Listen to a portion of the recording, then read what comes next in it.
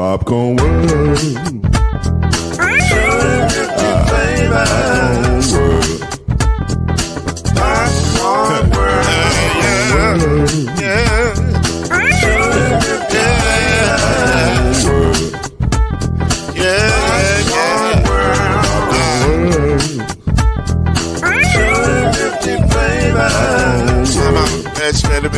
Popcorn world.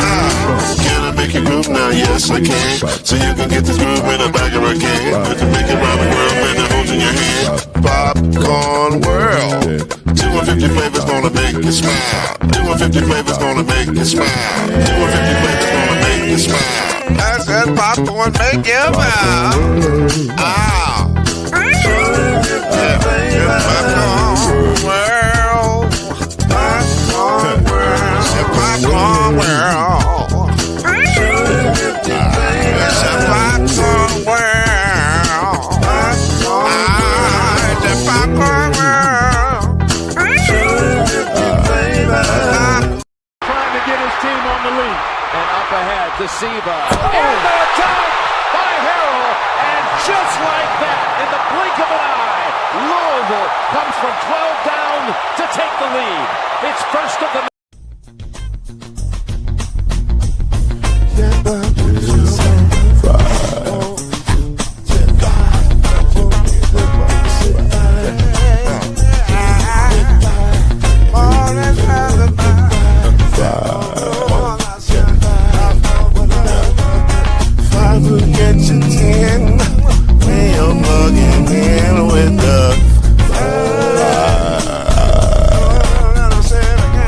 There's no mystery.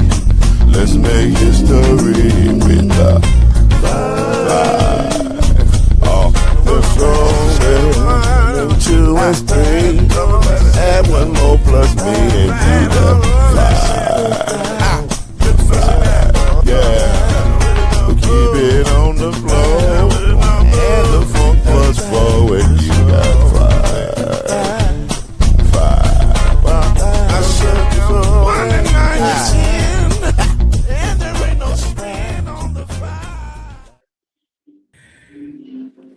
All right, everybody. We're here. We know it's about to happen. Chad, take a few minutes here. Just go ahead, Chad.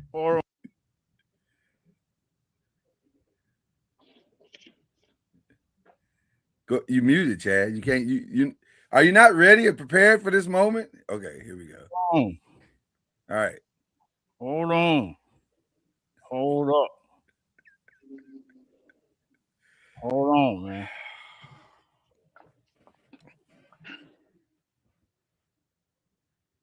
What are you doing? This is off to a bad start. Can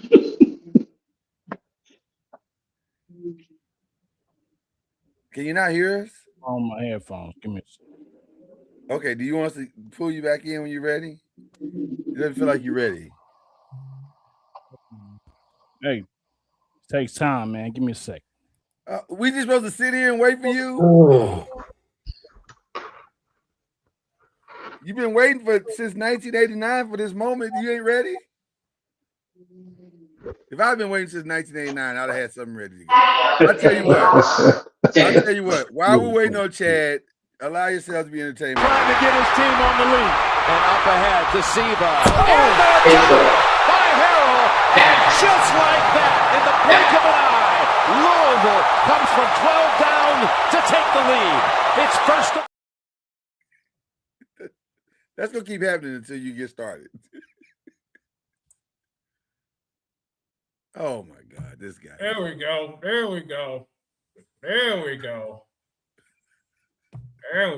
Okay, can you get started, please? Hey, man, don't rush me. I'm rushing, man. Trying to get his team on the lead. And up ahead to Siva. And the attack. Keep it up, Chad. It's going to be a long night. It's going to be a long night. Retire that, Playboy. You retire that, man.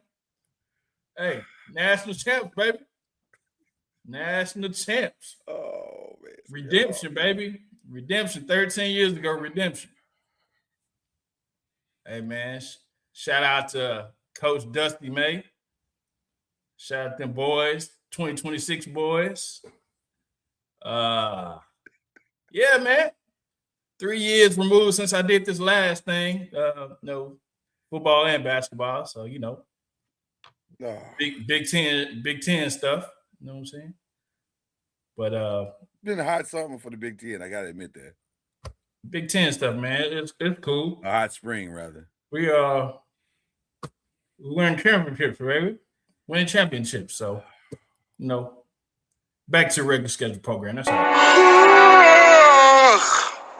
Are you done? Are you done? Yeah, man, I'm done, man. I don't want to be too braggadocious about it, man. It is what it is. All right. Well, listen. It is what it is. Keep it in the gangster. He's right. They did it. Now, let me tell you, let me just tell you, it was an ugly game. It was an awful game. Defense won championship. Clearly that is true, because that's exactly what we got. It was an all defensive experience. But listen, does not take away from the fact that y'all won the game. So we can bellyache about how ugly it was and how it was ugly. How UConn shot 9 for 33 from 3-point and 21 of 68 from the field. And y'all didn't do no better. Y'all were 2 of 15 from 3-point. We didn't 21 of 55. We didn't make a three till like the fourth quarter. Well, there was no quarters, but yes, you are correct. The four quarters in there. The back of the game, yes. I've been drinking. My bad. Y'all off that do say that's what it is. Hey, victory shots. Listen, history does not record always how ugly the game was. It sometimes just tells you somebody won and somebody lost. And so Michigan got it done. They had the best defense in all of college basketball, and they proved it over the course of this game. Byron, your thoughts. Cam, your thoughts of what we witnessed last night. Physical, ugly game that Michigan just dominated them inside, scoring on them. They killed them. They killed them in the paint, scoring, even though they got out rebounded but they just were dominant in the paint. Which is crazy that they got out rebounded, because they really got dominated out rebounded. It's like 46-39, I think it was. Yeah. But Cam, what do you think? What are you thinking over this? We gotta listen to little bro all year long. We ain't gotta listen to him. He ain't been talking about Michigan all year long. Man, come on, bro. We know where my allegiance lies. We don't. Yeah, we do. When I met you, you was a Mile fan. Man, okay. Hey, man, it was a scrappy game. I mean, it was definitely scrappy. I mean, make a couple of shots. We're not even talking right now about Michigan. Well, that's if coulda, woulda, shoulda. Yeah. I mean, give it up to Dusty May, second year as the head coach of the Michigan Wolverines, and did in 2 years what Juwan couldn't do in 4. No shade to Juwan, because maybe the task was too great for him. I don't know, but Dusty got it done. I see why. He thinks as a coach anyway. You think Juwan stinks? Well, I thought he was okay. I mean, he's all right. He was okay. Yeah, he's all right. Little too hot-headed for my taste, but he's all right. Don't have to worry about him no more. But there it is, ladies and gentlemen. The Michigan Wolverines get it done. Somehow, some way, pulled it off. And they are the champions of the college world. And that's an interesting situation, because Dusty had to come out before the game and say, "Hey guys, I'm not going nowhere." And I was like, "Were you going somewhere?" It was talks about maybe the North Carolina thing, and then some NBA interest stuff. Yep. I hadn't heard the NBA interest stuff. Yeah. But I had heard the North Carolina stuff. But I'm like, that's weird coming from you're in the national championship. Why are you trying to leave? Like, Clearly, you only been there 2 years. Clearly, what you're doing is working. So I don't understand what the problem is. North Carolina, household name. Is that what it is? Yeah. Isn't Michigan a household name? Because Michigan is Like Michigan. that. No, that's On not. basketball. I mean, North Carolina is a big job, so yeah, you have I to. guess. It's I not? mean, It's not. no. I'm not saying that North Carolina isn't. I'm saying Oh yeah, North I Carolina think is Michigan is a way up there. pretty North big Carolina's job a as top well. 5 job. Now it is. Yeah, now it is. North I Carolina think it was is a that top before. 3 job in the country. It was, but I mean, now they put their stamp on it now. So, I don't know. but it's not North Carolina. I hear what you're saying, Byron, but I look at it. I guess I'm looking at it a little bit differently because the way the landscape of college basketball is now, you can win from multiple fronts. Like you don't have to have. I don't think these kids care about as much about the name on that jersey as they used to. I bet you it's way easier to win in North Carolina than it is other places, though. Name 3 better jobs. Duke and what else? Duke. UConn. Who else is better? Well, but when you say I would better, say UConn the last like 6 years, Maybe, but that's yeah. it. when you say better, what do you mean? I guess we have to qualify Prestige, winning, money, name See- recognition, all of that's Jordan brand, all of that stuff matters. You're Michigan got that, but they don't have the prestige. Like you all either he wants football is school? 89. Yeah, you either a football school or basketball school. Predominantly. Correct. Okay.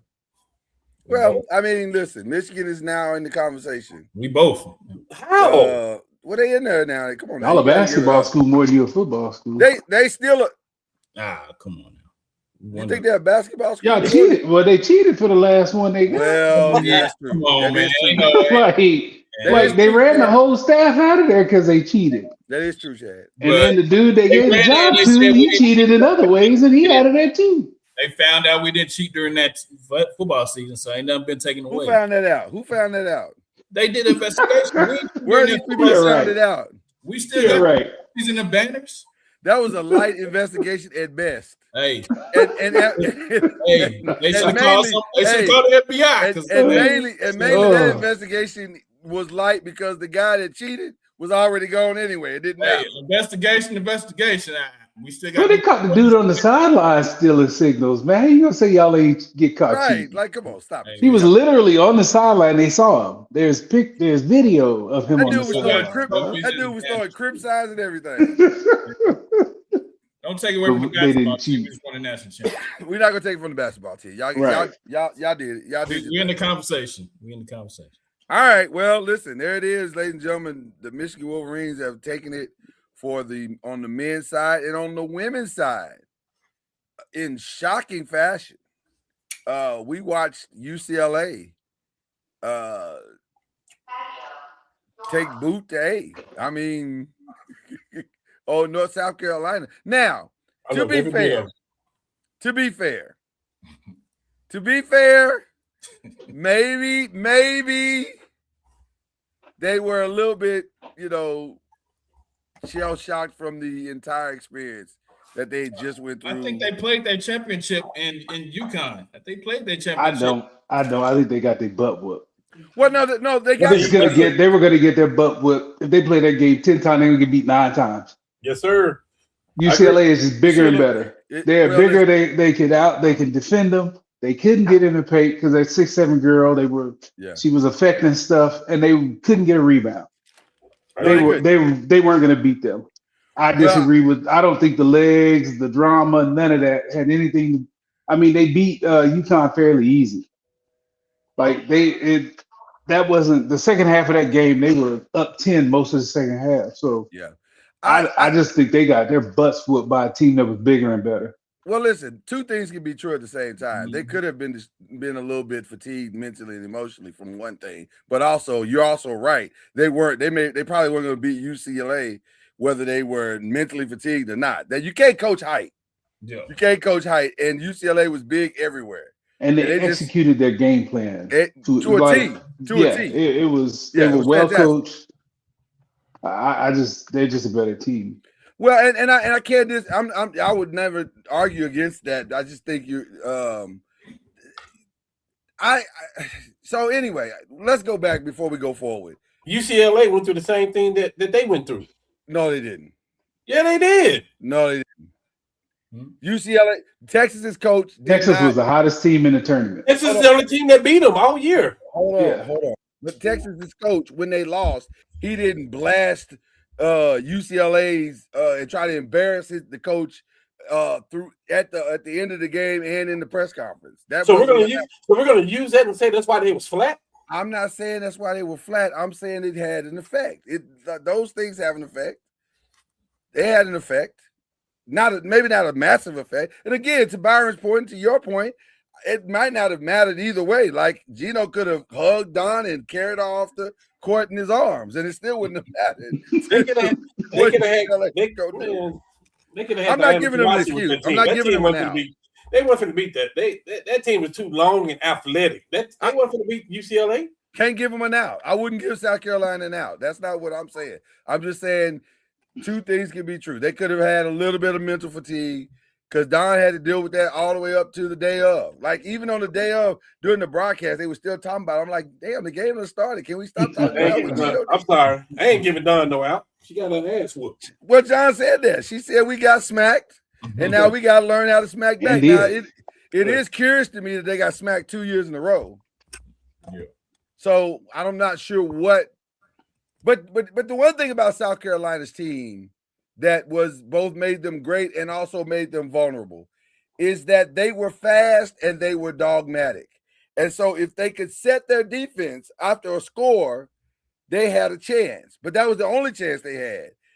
And they couldn't set the defense. They couldn't, and because they couldn't score, they missed I think they missed 17 layups everything. Or something. They missed crazy. Everything. It was a free throws, 3-pointers, layups. But also, mid-range, they missed everything. But to be fair, there's a reason why they missed it. The defense. Right. They couldn't shoot over them girls. They couldn't see the rim. They couldn't adjust the shot.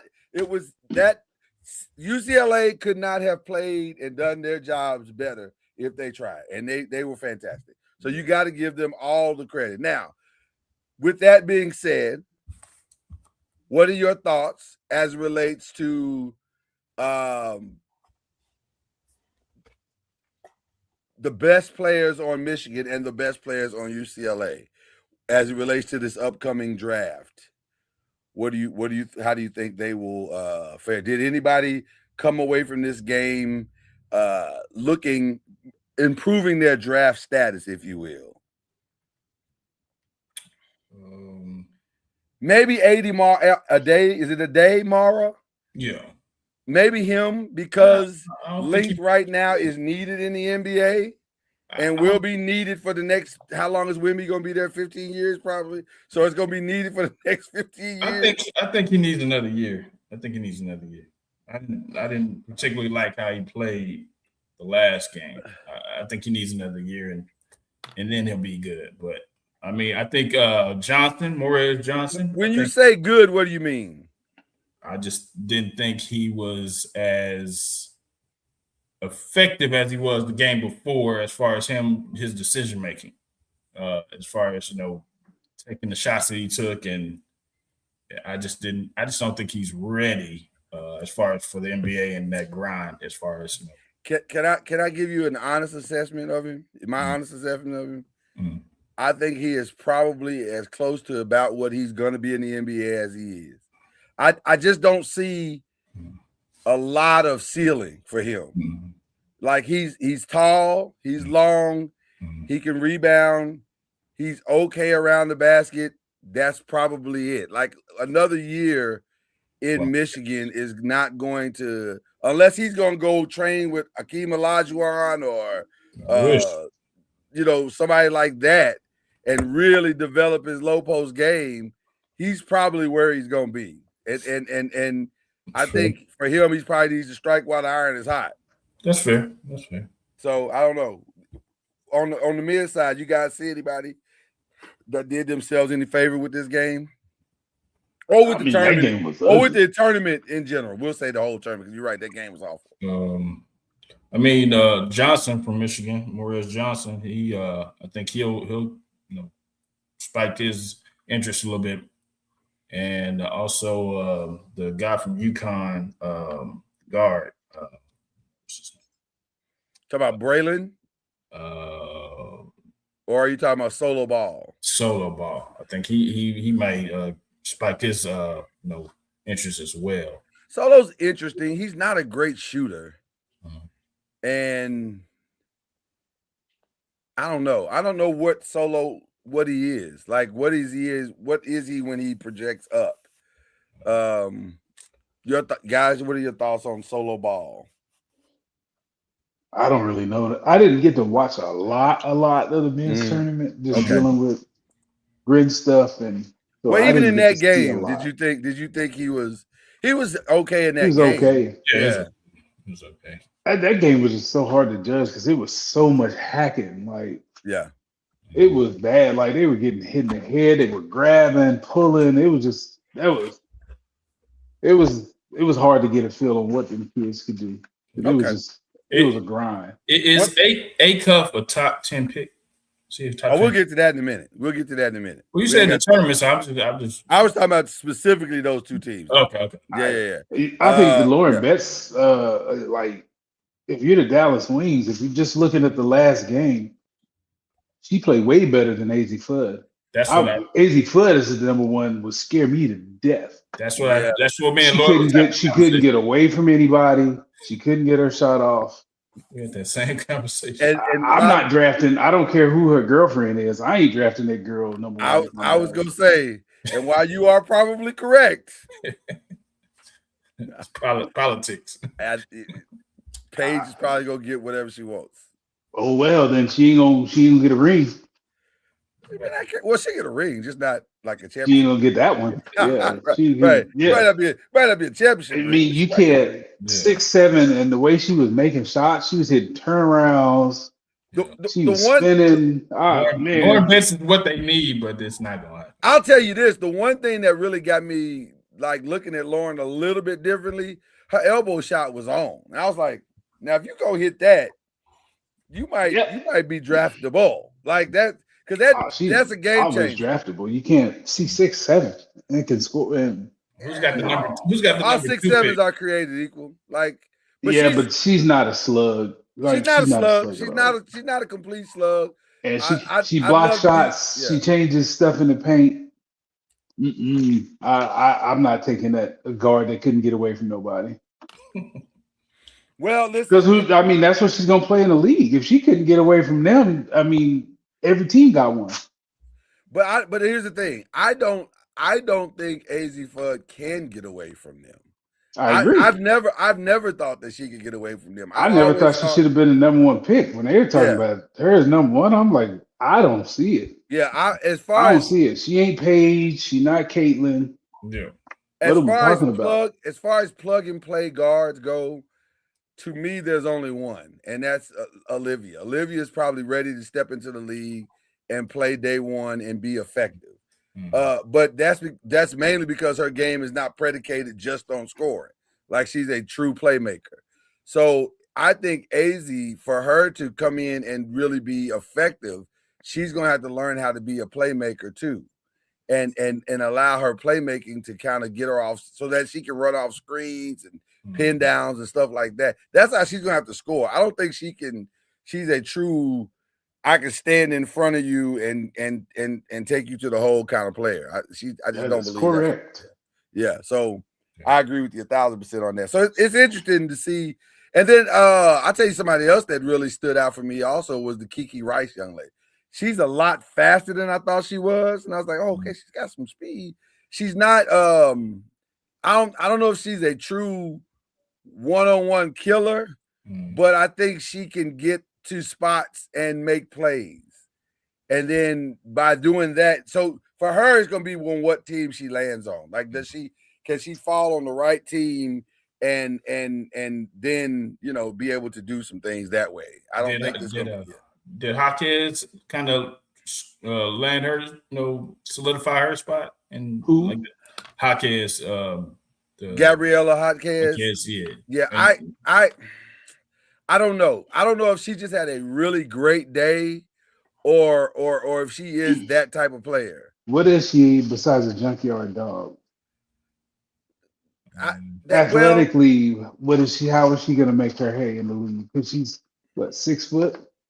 Yeah, something like that. She's not 6'2", so but is she dynamic enough to guard the Caitlin Clarks and Paiges and stuff? That's where she's gonna have to play. She could be a pest. She could be a pest. Well, that's the question that we have. Like, what is she? Can she guard? Can she? Or did she just have a really good day? That's why it's like I don't know. I thought she had a good day. She had a really good day. Yeah. And she hit a lot of great shots, and it worked out. I don't know if that translates into a great career, but she definitely. I don't see her going in the first round. From what I saw, that's what I was going to say. I don't see that. I feel like she's more of a second round. Maybe early second round. Maybe she's played herself into an early second round. I mean, the way I don't know what it'll be like with this new CBA and stuff, but if you're not in the first 10 picks, you're not guaranteed to make a team in the WNBA. So that is so true. That is very, very true. Okay. So that is about all we got in the tournament. I mean, unless Cam, is there anything we missed? Anything you want to bring out? On his golf swing. What's up with your golf swing? You got something going on this week? Get ready for the Masters. I watched the Masters, but not with the same vigor. You gonna watch the Masters? You saying? I probably will. I'll probably watch Saturday and Sunday. Yeah. I don't know if I watched the whole. I like thing. watching the first couple days. I don't know. It ain't the same. You gotta watch start to finish. It ain't the same. Okay. My question. Go ahead. Oh, I was like, my question is for Cam about Mike Malone. How do you feel about his new coach? Okay, we jump into something else. Gotcha. My bad. No. Wait, go ahead. No. We're ready. We're right there. We're right there. You did good. I'm okay with Mike Malone. That is the breaking news. I'm always okay with an NBA championship coach coming down the ranks and coaching basketball. Because what he can do, he can probably outcoach the average coach in college basketball. Like, you okay with the money? He's dealing with yes. Yeah. Okay. You. I mean, the biggest difference is you coaching men versus boys. Like people you're not worried. But you're not worried about his recruiting or anything. Family. Yep. I'm glad they went outside the family. You're not worried about his recruiting or anything like that. Man, that's a Nike school. They'll figure it out. No. And he's got a ring. Like people want to play for NBA coaches because he knows what it takes to get there. Gotcha. Right. Gotcha. He wasn't my first choice. You know what my first choice was? Who was it? Kenny Smith. Yeah, I heard that. I think this is better. It's gonna take a lot of money to get Kenny out the booth, though. But I wouldn't be opposed to getting Kenny to put him on my bench and letting him help me. No, Kenny's not gonna do that. He might for the right check. He might. Okay. He's got a nice check. He's got a nice check right now. You may have to pay him the same thing Mike Malone's getting. You got to make him associate head coach. Kenny, he's not gonna be an assistant to nobody. But Kenny's gonna recruit for North Carolina whether he works there or not. He don't care. I mean, his son there, like right. He definitely gonna recruit this for the next 4 years. Yeah, but that's what they do regardless, though. They want people to go to their alma mater. They're not tripping. They're not tripping on that. Okay. What about Don? Just real quick. I know we're bouncing around a little bit. What about Don's legacy? Is she nothing? No hits whatsoever. No hits. No. You get beat sometime, and sometimes you get beat bad in the championship game. It happens. That's usually what happens in the women's game. Like it really is. It's a couple of close ones, and then the championship games are a lot of them are blowouts. Yeah, and she's blowing a few people out. Huh? What is her record in the championship game? Great question. I want to say she's 500, or she might be a game under. I was thinking she's either 500 or a game under. Yeah, I know she's not 500. She's got two. She got three. She's got three. She got three? Asia's, then 2 years ago, and then 2 years before that. She went Asia and then back to back, right? Was it? I didn't think it was back to back. I thought it was back to back, and I thought it was. You might be right. I'm not sure, but I think she has three. I think it is three. I think you're right because the Asia. But I think she's lost because Asia got the first one. Yeah. Yeah. Okay. Well, she's lost a few too. Absolutely. Yeah. Matter of fact, I want to say we know she lost one to Gino, We lost this year, and I think she lost 2 to. She may have lost 2 to Gino. She's 3-2. She's 3-2. In Okay. championship games. Yes. Okay, so she's slightly over 500. That's good. I will say this. It's hard not to put her top 2. Maybe only Gino's got 1 because he's won more. But like that's the only reason. I think so. He's been there more. He's won more. But let me ask you this: how bad did he hurt it? Did he hurt himself this weekend? Absolutely. Yeah. I think so. Talk about it. Talk about it. Let's talk about my it. My daughter was thinking about going to play for him. I would advise against it. Really? Wow. Mm-hmm. Absolutely. Wow. He has a problem with women. Wow. Women coaches that best him. Let me say that. Oh, he right. has a problem with that. Yeah. You're right. Because it's well documented.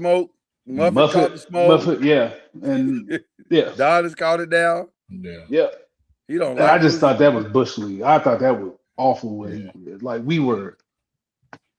All of 3 of us were with our mouth open, like, what in the hell is wrong with you, dog? And the excuse was so flimsy. It was, It was like, what does that even mean that y'all didn't meet for? Stop it. You can't hide from the TV cameras for sure. You can't hide. So, well, it was the one after the introductions. It was the second one that you really do in the championship game, not the semifinal. Come to find out. Okay. But even if she did miss it, who are you to chastise her? Who are you to get in a grown woman's face like that? And then you walk off and don't shake you don't deal with your team, or you don't shake them girls' hands. That's a coward. And then that was a whole move. That's what it was. Yeah. And then also, had he won, he'd have never done that. Oh, he was dancing and grinning last year when he won. Yeah, he'd have never done that. No. So and he wouldn't have done it to a male coach, either way. I agree. Yeah, I agree. Cam, you got any thoughts on that one?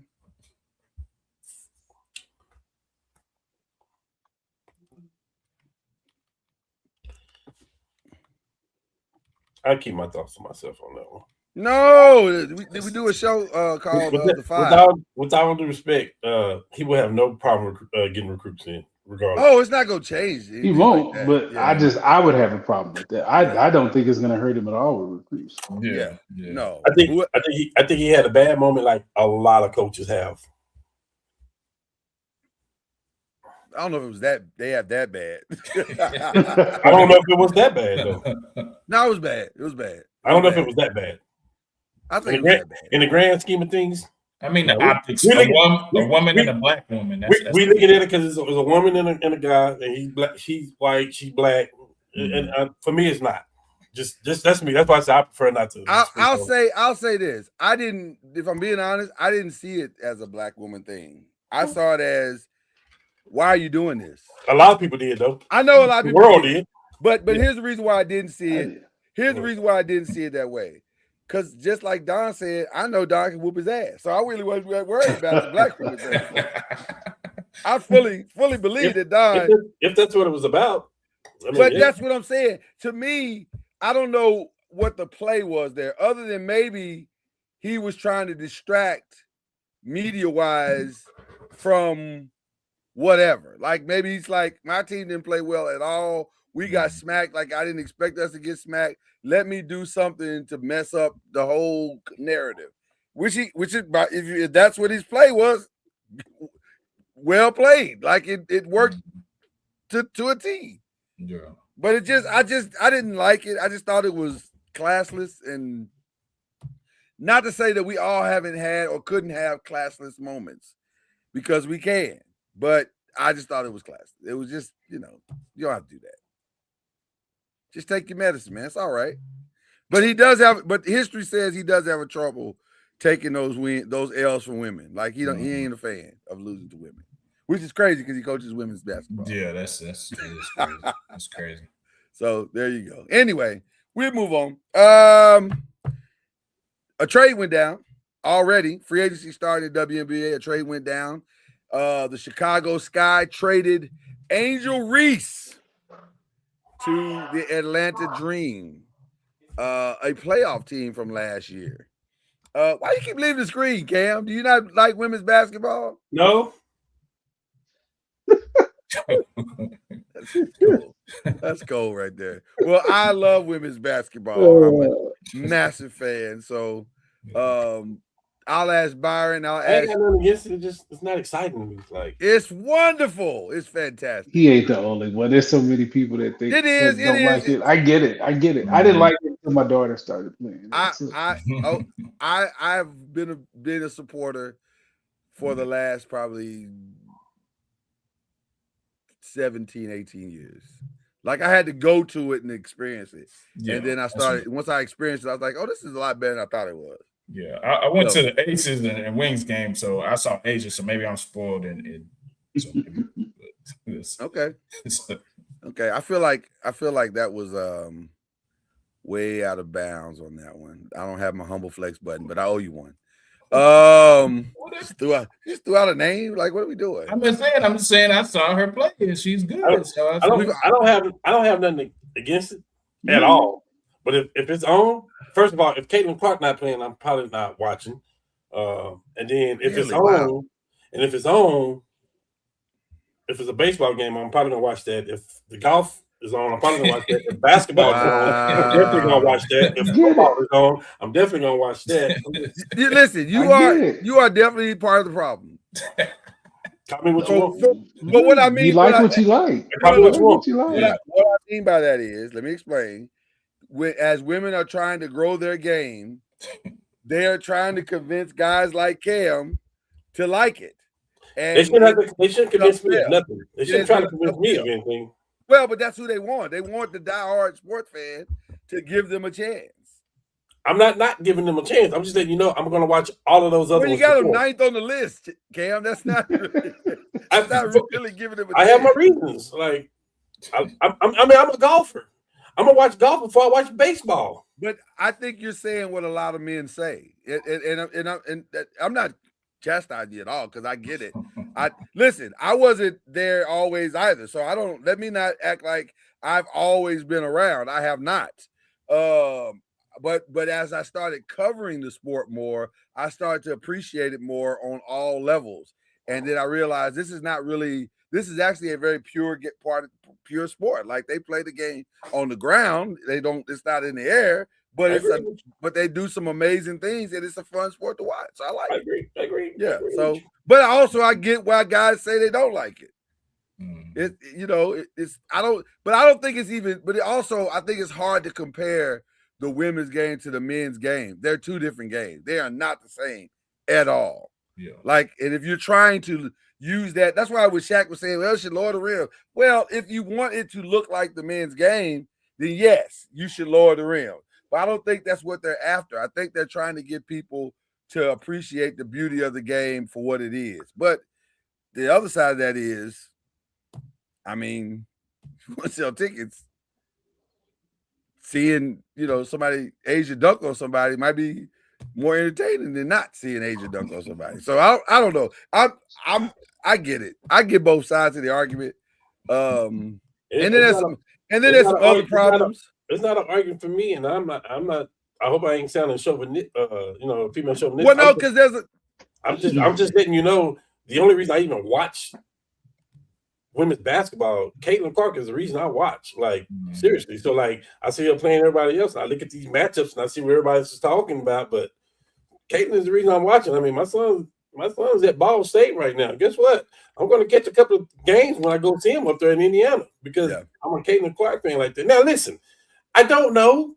If Gigi was playing, it may be different. Juju, yeah. Gigi. If Gigi's playing. Gigi Bryant. If she was playing basketball, huh? What? Who is Gigi? Ah, man, come on, bro. I'm done. Come on, man. Okay. Come on, man. That's tough. Well, I'm trying to learn the names and be familiar with the games. Okay, well, if Kobe Bryant's daughter was here and she was playing, it would be different. That's the Gigi. Lord have mercy. Yes. Well, how would I? How many Gigi's you know? I know a lot of Gigi's, but I don't know. But not in women's basketball, you don't. I was thinking of, with all due respect to what I'm about to say, I was thinking of Gigi's that may have been on the earth still, like not. Okay. That's why I think if Gigi was here playing basketball, I might view it different. Okay.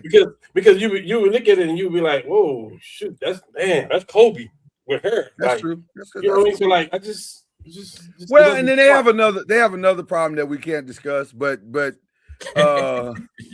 can. We've discussed it many times on this show.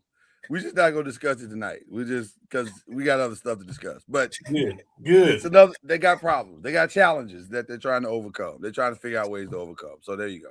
All right, let's get into the WNBA. What do we think about the trade of Angel Reese to the Dream? Good for Atlanta. Good, yeah. Phenomenal for Atlanta. Chicago is unserious, so get her out of there. Yeah, they just caught lightning in a bottle that one time, and then ever since then it's like I don't know what they're doing. Who knows what Chicago is doing? I'm glad she's out of there, and they'll love her. She'll sell a bunch of tickets in oh God, they might sell out. They might sell out in Atlanta. They might sell better than the Hawks. They may have to move some games. Yeah, for sure. Now that Atlanta Dream Indiana Fever game became a hot ticket. Facts. A hotter ticket. She's hot. Yeah. So she's hot everywhere, but that one's really gonna be hot. Yeah, that's gonna be nice right there. So that'll be good. So okay. Some other interesting potential trades that could happen in free agency. Asia's already said she ain't leaving. I don't know what people was talking about with that whole Golden State thing, but she already said that's not happening. They about to pay me. I'm about to get my first big check over here with the Aces, and so that ain't gonna happen. So that's an interesting one. Nafisia is up for a contract, but I can't imagine Minnesota's going to let her go. Like, Jesus. Yeah. She's the face of that team. So right. She's the face of – right now, you could argue that Nafisia and Asia are both like the faces of women's basketball. 1A and 1B. And Caitlin. Like, those three. And the MVP stuff, they're 1A and 1B. Yeah. Mm-hmm. Like, they are it. Yeah. Why you make that? Why you laughing about that, Cam? I'm sorry. You said you don't watch?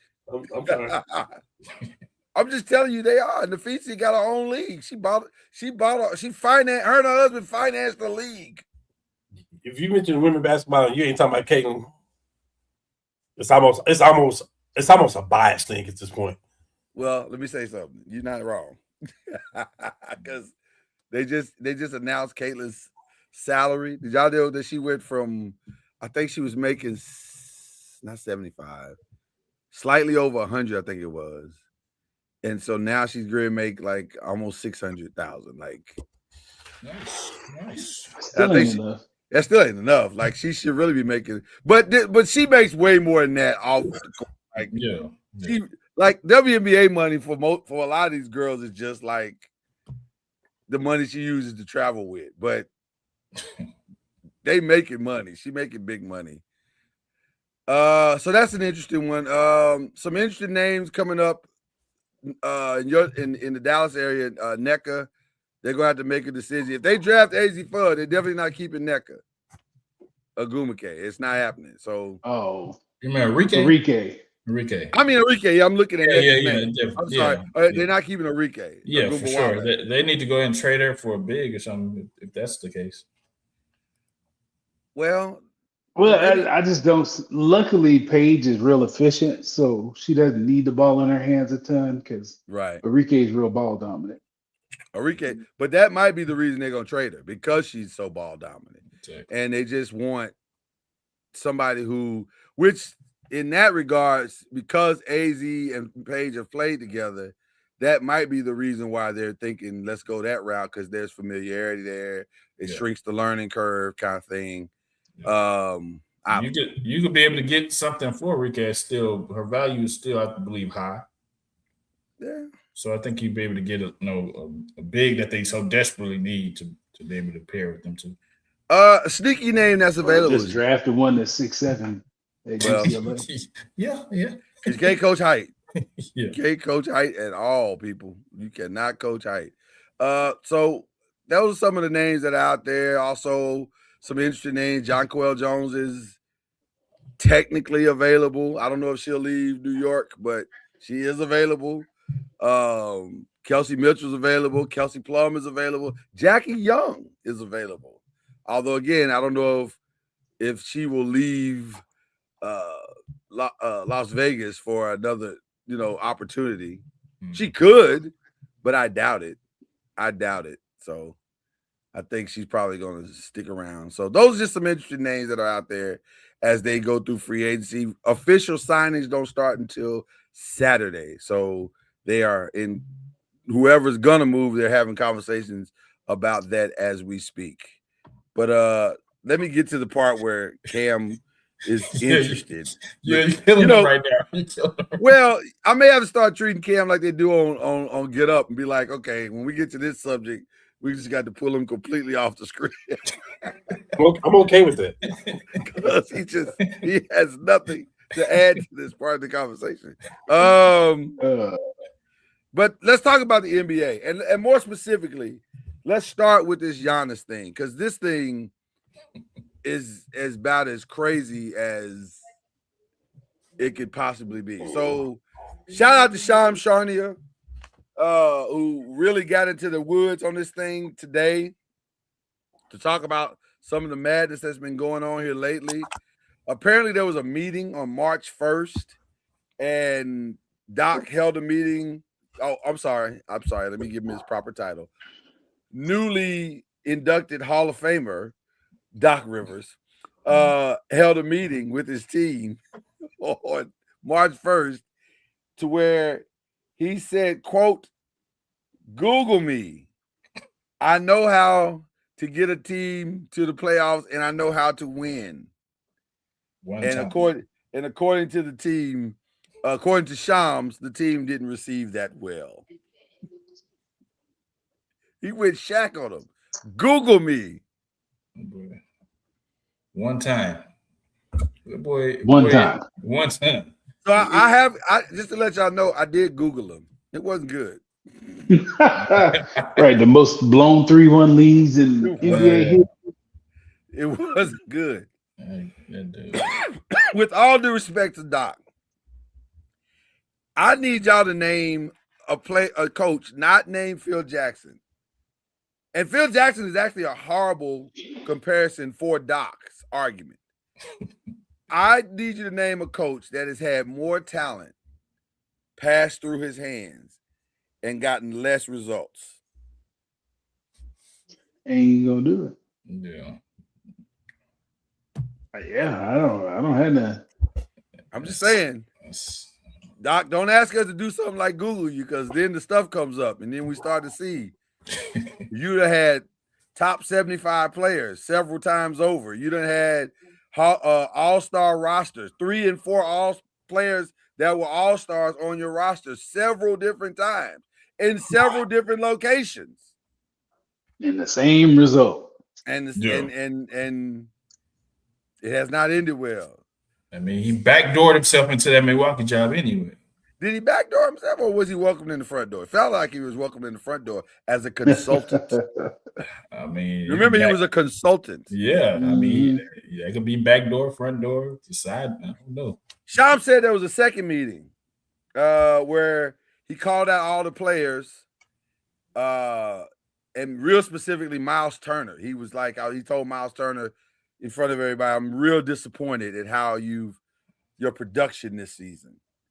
To where Giannis responded and said, "Hey man, I'm not disappointed in you. Had I been more healthier, we probably would have had better chemistry." And he really, supported his teammate. That didn't go over well as well. So Doc didn't see the last part of the playoffs in that place. He didn't watch that part. What do you mean? When Miles Turner he didn't play so well before he left in the playoffs. So he didn't watch that part. Well, I don't know if that was Miles. I don't know if that's Doc's fault. That might have been the whole thing. Management, Doc, everybody. Like that could have been a group effort. Could have been, but he had a say, I'm sure. It feels like they're trying to build a narrative as to why Giannis is leaving, as if that's really necessary. Because I don't think that's necessary. He's leaving.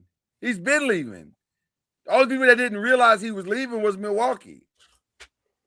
But everybody else knew he was leaving. Mm-hmm. And there was no player they were going to get to come to Milwaukee that was going to make him stay. Up to and including, I heard there was a Ja Morant deal. Did y'all hear about that? There was a Ja Morant deal on the table. And there was, who was the player that they did not want to give up? I can't remember his name. Because it's not anybody that you would know. The Ricky, the point guard. Rollins, yes. Mm-hmm. By the way, goodness gracious, their team right now is a mash unit. This is the following players are out right now. Ryan Rollins, Gary Trent Jr., Kyle Kuzma, Miles Turner, Bobby Portis, Kevin Porter, and of course Giannis. Jeez. Who's playing? Like just Jericho too. Are they just pulling people out of the stands? Like I mean, they probably use a lot of two-way contracts from G. Torian Prince and Jericho Sim. Pete Nance. Shout out to Pete Nance, who's faithful. And Usman Jang. I don't this Giannis thing just is it's kind of messy. I don't like it. I love it. I don't like it. They just need to get on with it, man. They just need to go and get on. Yeah, why do you love it so? Because I can see clearly now that the rain is gone. The rain is gone. Yeah. All the obstacles are out of our way. Yeah, and with him not playing, he's gonna be healthy when he get to y'all. Super healthy. Rest. And I don't think it's all a Doc thing either. It's not all Doc thing. That's why I don't like. That's the part I don't like. It's not all Doc's fault. I mean, y'all. This is an organization. Doc don't help. Doc don't help. Doc don't help. That is Doc don't help. But I mean, y'all. Adrian Griffin was doing good with that team. Y'all fired him. Like this is a Milwaukee. Drew Holiday was doing good with that team, and you traded him. Yeah, everything went downhill since then. Yeah, this ain't all Doc's fault. I'm not gonna blame Doc. But guess what? You on the hook for that too, though, Giannis, because you had to sign off on that. Yeah, that's true. You're a franchise player. You definitely signed off. They definitely called you and said, "Hey, what do you show? You had a vote. Yeah, you had a vote. He's not the best GM, so no. He's an MVP. All he got to do is say, I want him. Cam, does any of what he's doing there and the close of this situation make you nervous for what could potentially be his next destination? No. Okay. No. It's just like it's not even bad though. The media is making it worse than what it is. It's a thing where Giannis don't want to be there. They want to get as much value as they can for him. So the divorce just seems a little bit nasty. Let me just say that. Yeah. Let me just say that. We've seen worse. Yeah. The Jimmy Butler thing was so horrible. That was way worse. That was way worse. We've seen worse. We seen Shaq exit from the Lakers. Like we have seen so far worse than what we're seeing right now. I agree. You know what I mean? Mm-hmm. So, I agree. Okay. Klay Thomas leaving Golden State. Like we've seen worse. Like this. Shots fired at the Warriors, but no, not at all. I'm just saying we've seen worse than what's really going on right now. I agree. No, I'm kidding, but I do agree. Every situation that KD is in. Jesus. You know what I mean? Like why is that so true? What you just said, and James Harden, by the way. Yeah, let's just go throw names out. Let's throw them all out. I'm gonna stall Giannis out. I'm gonna stall Milwaukee out. I'm gonna stall both of them out. Like I said, we've seen worse. We've seen worse. This ain't the worst that's been out there. That's for sure. Yeah. Okay. This is the last week before we get to the play-in week. And currently, right now, Detroit has locked up the 1 seed. They are, and as Duran said, all roads through the playoffs go through Detroit. Although wait, they the 1 seed? They the 1 seed. They locked it up. It's over. Without Cade? Without Cade. And that doesn't change anything about what I said last week. I ain't saying nothing, bro. I just asked many outlets agreed with us from last week. But, okay. Yeah. But we'll move and on. Many outlets. Yeah, all right. Yeah, okay. Many outlets. Yeah. Start posting them. I will. Okay, I'm done with it. Just start posting them. I will. Matter of fact, I'll send them to you. Post them. No, I'm gonna send them to you directly. Yeah, all right. Boston takes it looks like Boston's gonna take the 2 seed, barring a massive collapse of some sort. New York will take the 3 unless Cleveland catches fire this week. And then Atlanta's 5, Toronto 6, and then we got the play in for everybody else with Philadelphia, Charlotte, Orlando, and Miami. That's the East. Any thoughts on the East, guys? I think you nailed it. As long as one of the top 4 teams make it, I'm going to be very. I don't see the shit of Indiana in the finals next year or this year playing somebody. Like, just hand OKC the championship. Like, I mean, think about this. We've been talking about how good the Spurs are. Yeah. We've been talking about how good OKC is. Yeah. Throw the Knicks or the Celtics in any one of those teams. They can't beat them. You got action though. You got a series. Yeah. You got a series. The Knicks against Oklahoma City and the Spurs? Do what now? You said the Knicks versus Thunder or Spurs? I'm saying you have a series. This is not going to be OKC in Indiana. Yes. Really? You have a series. You got defense. You got players going up and down the court. Like, I don't know. You can pick who you're going to pick, but that can go either way. So you got the Knicks again. You got the Knicks getting in. No. I said any of those top 4 teams. You take any of those top 4 teams to play those teams. That's better than watching Indiana. I thought Indiana had a chance to beat him if Halliburton didn't get hurt in Game 7. He was cooking. He was cooking. I think he got hurt and then they cakewalked him. Right. Yeah. But I do think Oklahoma City is a little better this year. I wouldn't want to see it this year. No. But I thought it was a good series last year. I thought it was until it wasn't. Right, until he got hurt. Right. When he popped his Achilles, they had no shot. I wouldn't say top 4. I would say top 3. I don't. There's something about Cleveland that just seems off right now. I love what they can throw out there. The 2 bigs. I do love it, but it doesn't feel like it's coming together right. Something is off. They playing pretty good. They're 8-2 in the last 10, so it's. That's always deceptive, though. Like Atlanta went on a 10-game run too, and they played nobody. But I'm but they good too, though. Atlanta's good too, though. Atlanta's way better now than they were pre-trade deadline. I will definitely co-sign that. So you brought up Atlanta, so now I got to see what their 8-2 is. But does it matter? Like, we've been through this road. It kind of matters. So okay. I mean, Cleveland's still going to be a tough match. Cleveland is doing all right.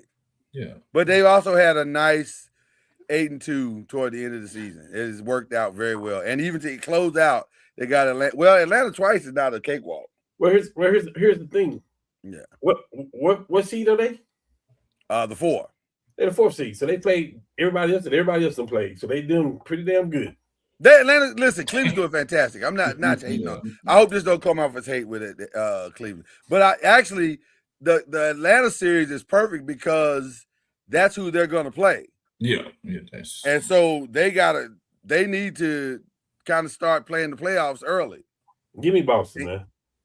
Well, I mean, it does. Give me Boston.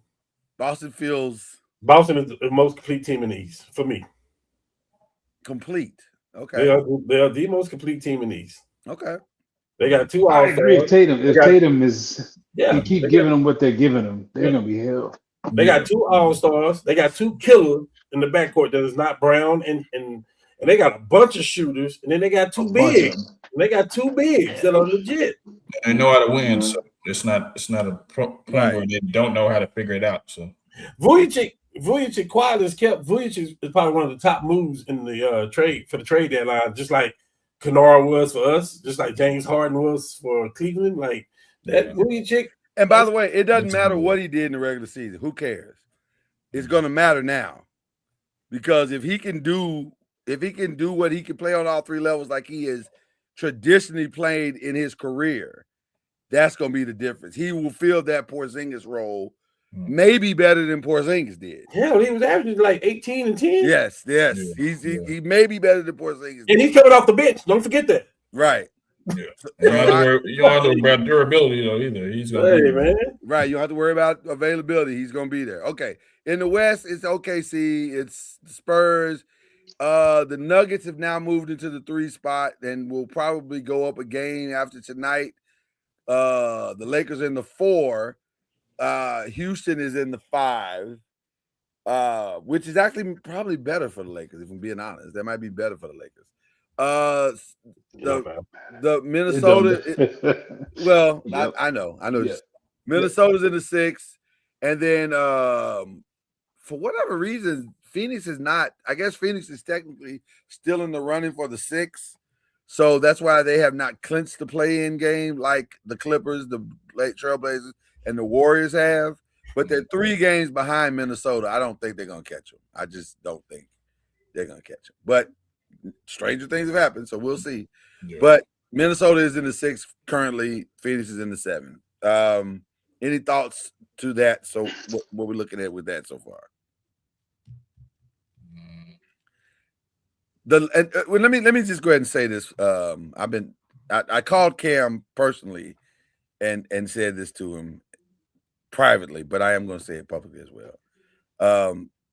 Everything that has happened to the Lakers last week is all Cam's fault. I'm just telling you. It's 100% Cam's fault. And it's his fault because I said to him, hey man, we should not try so hard in those Thunder games because we don't, as long as we can still get the 3 seed, we don't really need that game. And Cam said, nah, man, I'm going to the game. I want to see Luka play. And I was like, well, you don't really need to see him play. You see him play all season. He said, but yeah, I'm going to be at the game, though, Lloyd. I want to see him play. Me and my girl, the wifey going to be at the game. And I'm like, okay, but if something happened, it's going to be your fault. And not only did he go down, but Austin Reeves went down. Everybody went down. Just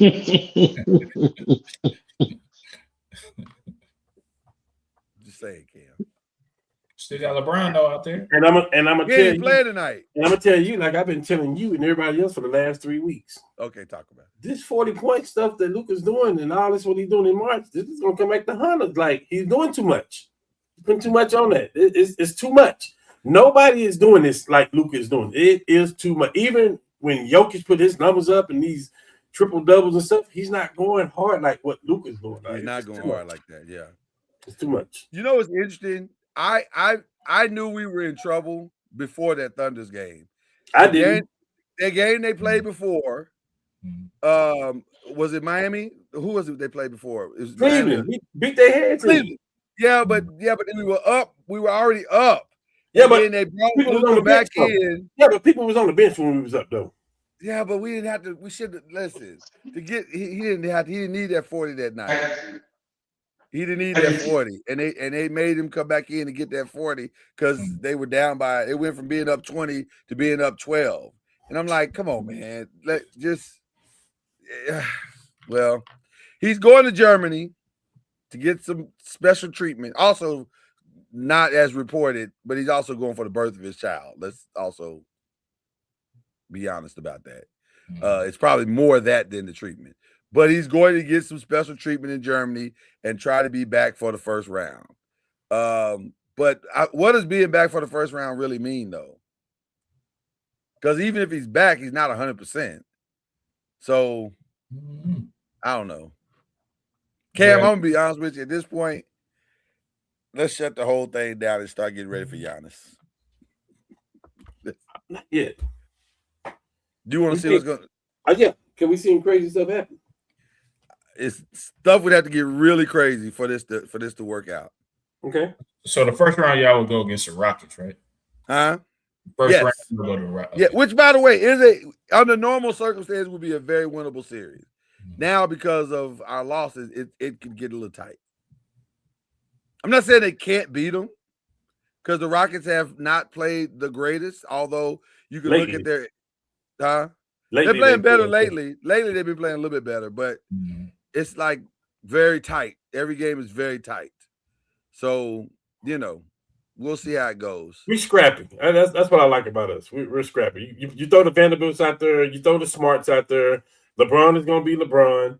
You just got to hope that he don't get hurt because he's trying to do so much now.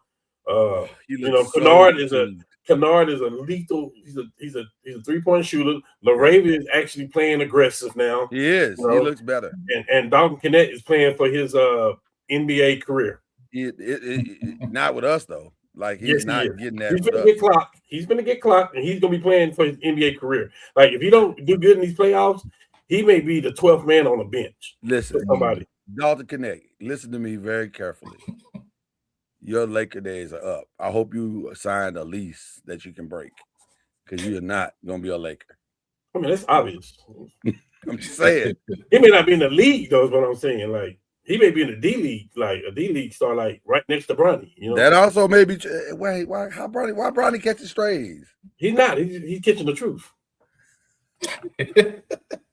That really bothers you that he took Bronny. It really bothers me to see him get 3 turnovers in a row against OKC and then go back, didn't get cross half court. Yeah, that bothers me. You know why he got him? Because he was trying to play after you sabotaged Luka. Yeah, let that be the reason. That's where you should supposed to make your mark at, ain't it? It should have been like you get minutes that you shouldn't be getting. I mean, you rather have Bronny or you rather have Bones Holland right now? Don't do that. All right. Why are we doing that? Why are we doing that? Okay. Let's move on because now my feelings are hurt. Bones Holland is balling. Bones Holland is balling. I almost threw my LeBron jerseys away just because the last name is James. Don't do it, man. Don't do it. He's one of all-time greats. I'm over here looking at the Lakers jersey. I'm looking at the Cleveland jersey, soon to be Miami jersey. I'm just saying, don't put no junior on there, please. No. Latest NBA draft. I'm moving on. Latest NBA draft. I wish the Lakers move on too. Oh my God. Can we move on, please? Latest NBA draft, best availables. Was Bronny the best available at pick 55? I'm asking you. Was he the best available? I'm asking you. Was he the best available? I'm not answering that question. At pick 55, was he the best available? I'm not answering that question. You don't have to. This shit bothers me. Yeah. Why are you so angry tonight? I hate the foolishness. That's what we did. We did some foolishness. We made history. So? It's nepotism at its finest, boy. Shout out to Memphis too. Ouch. Wow. Yeah, go there, Brian, and take your son with you. Doc said he should trade for him to Milwaukee. That might be the last thing Doc says publicly. Let's go to the NBA draft. Wow. NBA draft. Wow. Right now on ESPN.com, they have Darren Peterson as the best available player above AJ DeBonsa and Cameron Boozer and Caleb Wilson. And my response to that is, what weed smoking individual put this list together? Yeah, who lists that? That's ESPN, Yahoo Sports. Like who lists? I don't know who put this list together, but it's ESPN. They don't even be in charge of making the list no more. They don't have a name attached to it, but this is an awful list. That's terrible. That's terrible. This is an awful list. I mean, awful. I even like the way the Keaton Wagler player played the other night for Illinois, but he's certainly not the 6th best player in this draft. It's like he just threw some here. Right. Few names up there. Okay, Maybe he forgot that he was supposed to he was assigned this, and he just threw it together at the last minute and was like, let me just put something up. Maybe it was a draft that he sent accidentally. It's awful, whatever it is. Let's see what USA Today has. USA Today they got DeBonsa at number 1. They have Boozer at number 2. And then Wilson. Peterson at number 3. But isn't Peterson gonna have to interview to Byron's point about interviews, isn't he gonna have to interview well to get that number 3 spot? No, he's that guy. Listen, I'm not gonna be a fool. He's talented as hell. Yeah, I'm not, He's super talented, but there's a lot of questions about his. Hello? Yeah, I'm here. You're good. He froze. We froze up. Y'all can hear me? Yeah. Okay, great. You're good. You're good now. Yeah. You're good. There's a lot of questions about his want to. If he answers the question right in his interviews, I think he's better than Acuff. He's not even close to Acuff. Huh? He's not even close to Acuff. He's not. I don't think he is. I think he's that much better than him. No. Is he a better shooter than Acuff? Probably. What? Are you serious? Is he a better overall player than Acuff? Absolutely not. Can you take your fanhood out of it? Absolutely not.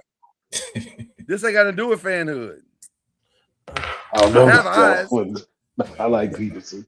I actually have 4. I get he's crazy. I now have I get it, but that I now have 4 eyes. I can see him just that much better. I don't know.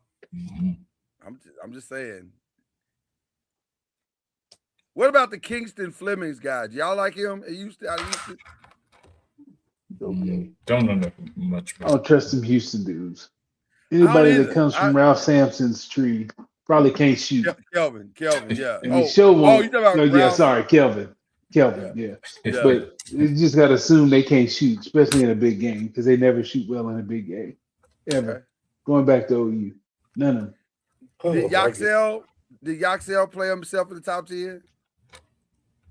I don't know.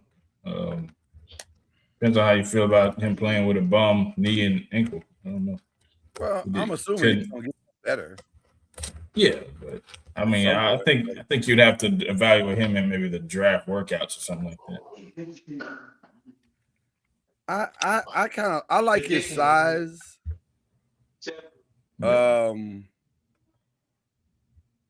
He seems basketball intelligent, so that's nice. Probably gonna interview well for sure. That might be. I don't know. Top 10 might be reaching for me to get him. Like probably top 20 for sure. Yeah, top 20 for sure. I'd want to get him in some kind of value pick kind of situation. But top 10 is based off need. I don't know, based off, I guess, need and what everybody else needs. When I draft you top 10, I'm thinking plug and play. Yeah. Well, I tried to tell you who number 1 pick gonna be. Try to tell you that. Who did you say it was? You said DeBonsa, didn't you? Yes. Okay. I don't think anything has changed. I think he's probably the number 1 pick. Yeah. I think that Joker number 1. Yeah, I think he's the number 1 pick. He wouldn't be mine, like I've said before, but you know. Who would be yours? Acuff? I would take Acuff. I really would. So that's what this is about. Well, let me say this. Hold on. It is about that. But I'll say this. It would either be Acuff or Caleb Wilson. I love Caleb Wilson. Caleb Wilson got a lot of Kevin Garnett in his game. He's a dog. He's doggish. He's doggish now. Come on now. This KG you talking about though? That's Caleb was so good he got his coach fired. But not being because he wasn't there. Because he wasn't there. Would Hubert Davis have gotten fired had he not been there? Lord, please. I'm just saying. Caleb Wilson is awesome, man. Yeah. Hey, does any of those lists that you named, do any of those people have Acuff? That's one. Do any of them have him better than Peterson? No. They got him as number 6, most of them. So most people have him going to the Mavericks. That's a good fit for him. That'd be good. That's a fantastic fit. Yeah, that's a good fit for him. That actually is a fit that gives the Mavericks incredible flexibility now. Because now, if you're the Mavericks, you should be doing it anyway. You should do it anyway. I say that too. You should trade Kyrie anyway. I've been saying that. Okay. I don't know why you're holding on to him. Why are you holding on to a dude 34 years old, got a bad ACL and 2 bad knees? Feels like you should move on. And you overpaying. I get loyalty. I get it. But at some point, you got to hit the reset button. And it might be time. And by the way, let Kyrie go compete for a championship somewhere. Somebody will take him. Yeah. Somebody, a contender will take Kyrie. Somebody threw out Houston to me. That's where he should be. I don't hate that. I think that's actually pretty good, especially since Houston seems to be in win now immediate mode. contenders. Time he go. Yeah, they in win now mode. Why not? Yeah. So, all right. We will definitely get back to the draft, but we got plenty of time before we get to that. But there's another draft coming down the pike very fast, and that is the NFL draft. But before we get to the draft conversation, some interesting news broke yesterday with my New York Giants. No. Dexter Lawrence said, "Where my money at?" And if I don't get my money, y'all ain't gonna see me for these OTAs. Which that happens. It was a voluntary, right? At this point, you don't want to go. Some of them, Some of them, this was the one. I think, then the one they'll have like 10 days after the draft that are mandatory. Yeah. Gotcha. But yes, these are voluntary. I'm gonna ask you guys this question first because you don't have a stake in it. Would you pay him? Yes. Yeah. I mean, yes. I pay him before I pay one of them ends because the interior pass rushers they're hard to find, especially that good. Yeah. I would. Would you pay him $30 million? Which is what That's he's what asking. the going rate is, yeah. That's what you got to pay him what the going rate is. He ain't taking the deal. You got to pay him what the going rate is for those guys. Yeah. Like I said, I pay him before I pay Thibodeau. Let me ask this question. Cam, I didn't hear your answer. I didn't hear your answer. I'm sorry. I jumped. Yes, I'm paying him. I'm not taking a chance with no player like that. Okay. It's too easy to trade him now. So I'm not. Well, that was going to be my second question. Would you be, if the right trade came along, would you trade him? Well, I'm saying it's too easy to pay him, and if it don't work, you can trade him. That's what I'm saying. Not just trade him, but I'm gonna pay him, and if it don't work out, it's a tradable contract. Yeah, I think the Giants are actually in a pretty good situation with this whole thing because if somebody is willing to overpay him, which he is the type of player that you could overpay for, then you can go and take that overpayment and get some stuff with it. Maybe get some extra first round help this year. Although I don't know if you're getting a first round out of for Dexter this year. It's probably more likely that you would get. I don't know. You know what? I don't really know what you get for Dexter at this point.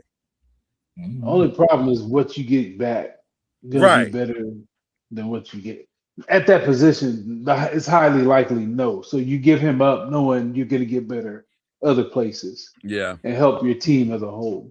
But you're not gonna be better getting rid of that dude. You're not gonna get a better guy. John Harbaugh said he understands. He felt like talking to his agent that this was where they were headed, but his hope is that they keep him. He would like to keep him. And listen, I believe he would. You really don't. You're not supposed to keep letting talent walk out the building. That seems kind of crazy. Like Joe Shane didn't hit on that many guys, and you're gonna let the 2 or 3 guys you actually did hit on leave. That's starting to seem a little ridiculous. But we'll see. We'll see what happens. We have a resident expert on our show when it comes to all things draft. What's happening 2 weeks away from the draft? Like we're 2 weeks from. Depends on your system. Some teams are still looking out, breaking up clumps of players. It's not a bunch of big moves. It's like a stack of players. You go through that stack and you arrange that stack how you want them. When you say stack, what rounds are you talking? Whatever round whatever round, top to bottom. Yeah. Go ahead. Should you know, or should your first, second, and third round plans be in place by now, or is it still relatively fluid? No, pretty much. You kind of know. Pretty much, you know. Okay. The way we did it under Ballard, like we got up there like a month early. So you're calling kids, you're asking them what visits they've been on, who they're talking to, who they're meeting with. You compile all that to see who's been where for top 30 visits, and then you have a kind of an idea of what teams are going to do. So you kind of know who, you have an idea looking at needs and trades and all of that stuff, who's going to take who. So you have a pretty good idea, but you just want to break up clumps in case, break up all the ties that you have. Like you have a bunch of tackles at the second round tackles in the same grade area. Yeah. Then you're breaking up those clumps. You can't sit there, Bubba. Come on. Happy birthday to him too, by the way. Yeah, happy birthday. Are top 30 visits like a solidifier for you, or you already? What do you mean a solidifier? Like for that, like for your top 5 picks that you may want to like the order that you may. We used a lot of ours to court free agents. Like we use a lot of our visits for people that weren't at the combine that you need to get a medical on in case you want to draft them. And then free agents that we want to sign after the draft. Oh wow, okay, that's interesting strategy. You kind of wine them and dine them and start recruiting them. Gotcha. Who are like the top 5 guys? You go to them. That's the way a lot of the GMs did it. They would send coaches and to wherever they are and meet with them. Gotcha. Where they were. Who are the no-nos to draft in the first 2 rounds? What do you mean no-nos? We just absolutely. Like if everything is equal, like you have your quarterback, you have your receivers, you have most of your key opponents in place, but there's still great talent, like in this draft, like a Jeremiah Love, like a Caleb Down. I'm not under no circumstances am I taking. Is it a vest available, or is it I'm just always drafting for need? You want best available and need to match. You want, if you need a tackle and you're picking, you want that tackle to be on that line where you need him. With Mr. Polian, we had a value board. So quarterbacks in the top 3 or 4 rounds, they were never on the board itself. They were on what he called a value board because we were never taking them. Gotcha. When we had Edger and backs in the first 3, I mean, those guys were, because they want the board clean. Stay there for a second. Because Jeremiah Love to me is an interesting situation, similar to what Saquon was. Like he might be a guy. Like he might be that. We don't know. It looks like he's a guy.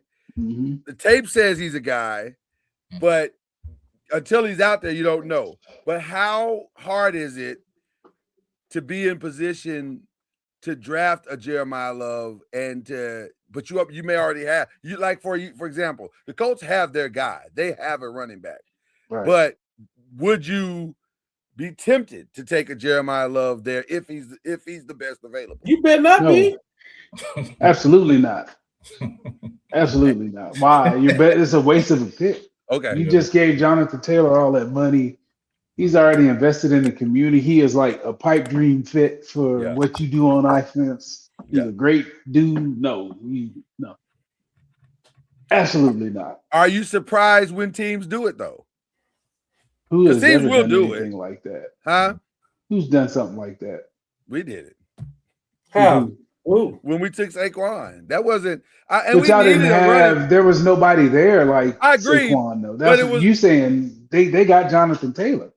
Okay, that's a totally different scenario. Yeah, it just depends on your philosophy. Like, I know Mr. Irsay wanted Saquon because he wanted a triplets. He wanted Luck, Ty, and Saquon. He wanted to relive.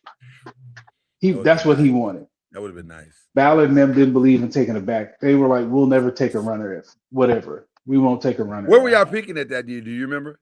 I don't. I think it was 7. Oh, 5 maybe. It might have been 5. It was when we took Quentin Nelson instead. It was right. It was right around where we were picking. Like it wasn't too far off. We lost the game. We won a game late, and then we couldn't get him.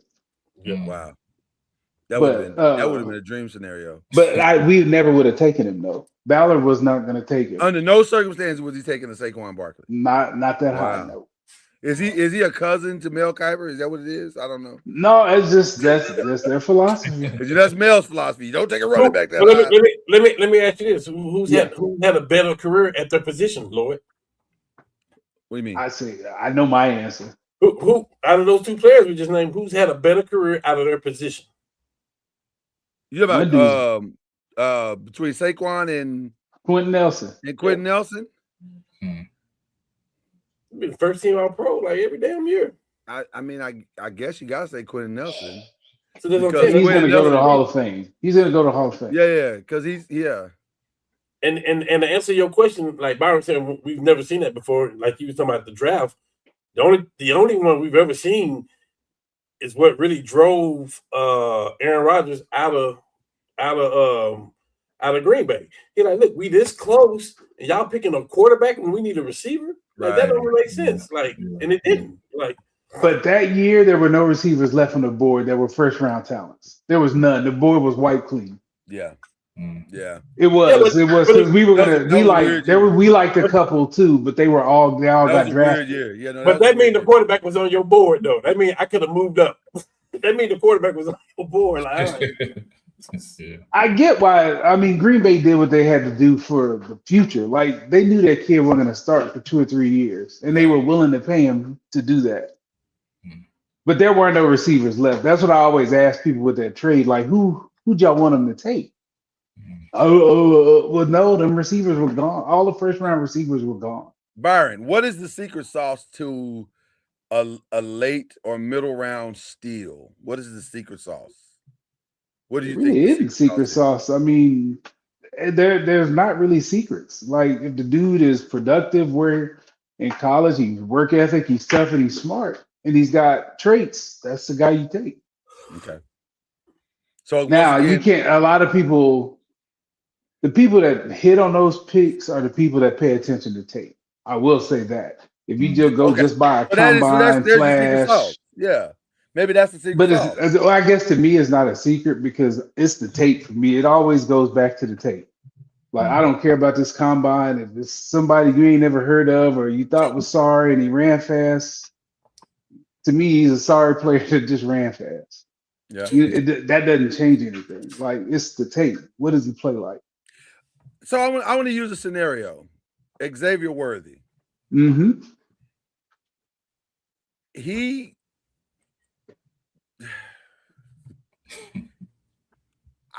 Some people loved him.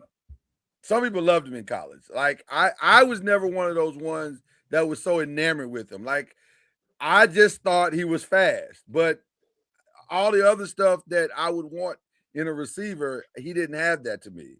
And right now, it appears that that's bearing out in the NFL. What would you have done?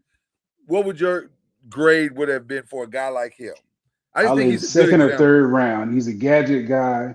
Because he walked away. He's like Hollywood Brown to me. He's like same thing. He's weaker. Hollywood was fast. It was a little bit thicker and played a little stronger. He's not big. Like he gets hit. He goes down instantly. Like he's just not. By the way, the Chiefs are giving up on Hollywood Brown. He's gone. So 2 teams are giving up on Hollywood Brown now.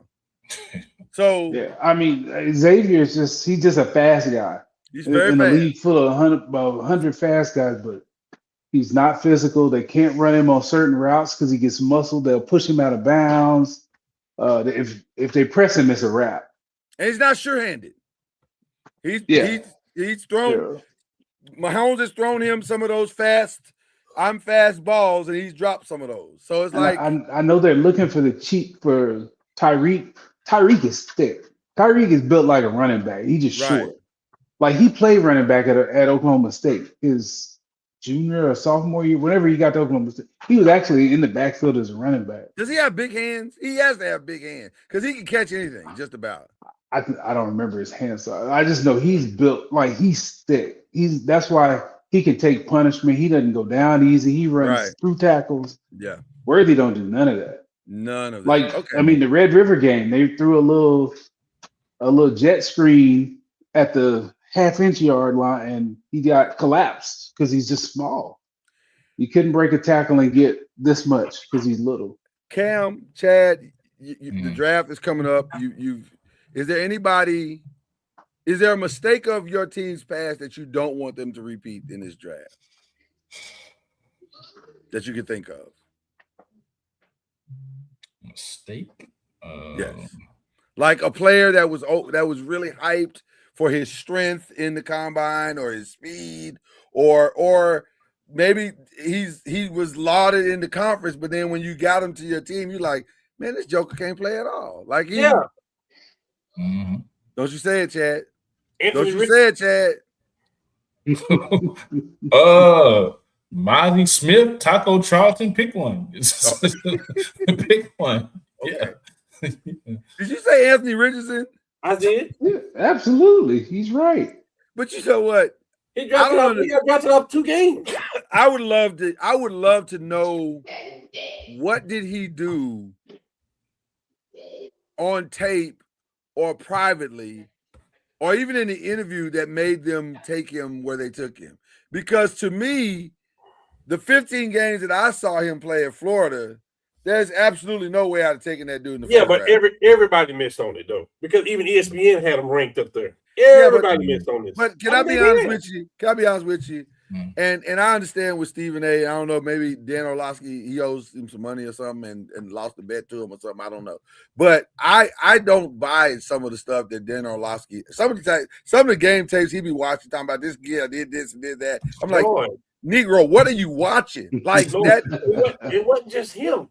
It was Kuiper. It was everybody was high. Okay, but Kuiper ain't never got a quarterback right. But what I'm saying is, find me the guy that was not high on him. You're right. He wasn't going out of the top. He was never getting out of the top 10. Is that because he was never getting out? Is that because of position lack? Yes. So that lack creates physically. He's what you want. Physically, if you drew up a quarterback, it would be him. That's true. He runs a 4.3. He's got a howitzer. He can throw the ball 100 yards on a line. Yeah, he's how you would draw up a quarterback to be. And you see that raw talent, and you think just because he hadn't played, you can get it out of him. Yeah. What was Allen picked in the draft? Who? Josh Allen. He went a little lower because he came. You want to be that team? Exactly. You gotta draft him. He's exactly right. He's exactly that's why Mendoza getting drafted number 1, right? You don't want to be that guy that don't draft him and he winds up being the guy, you know. Josh was picked 7th overall. 7. Yeah. And there was nothing on his tape that said he should be picked 7. Nothing. His tape was average at Wyoming. That's true. And what quarterbacks is picked in front of him? That's what I'm saying. You don't want to be that guy. You don't want to be that team. Mahomes went 10.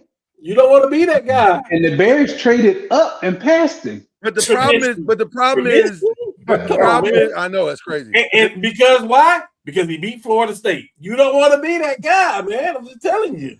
But you're gonna end up being that guy anyway if you get it wrong. Like you're gonna be.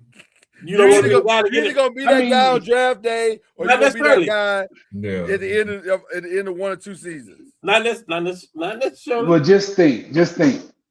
If the 49ers didn't hit on Brock Purdy, that's what the GM would have got fired. They made the worst trade in history. I agree.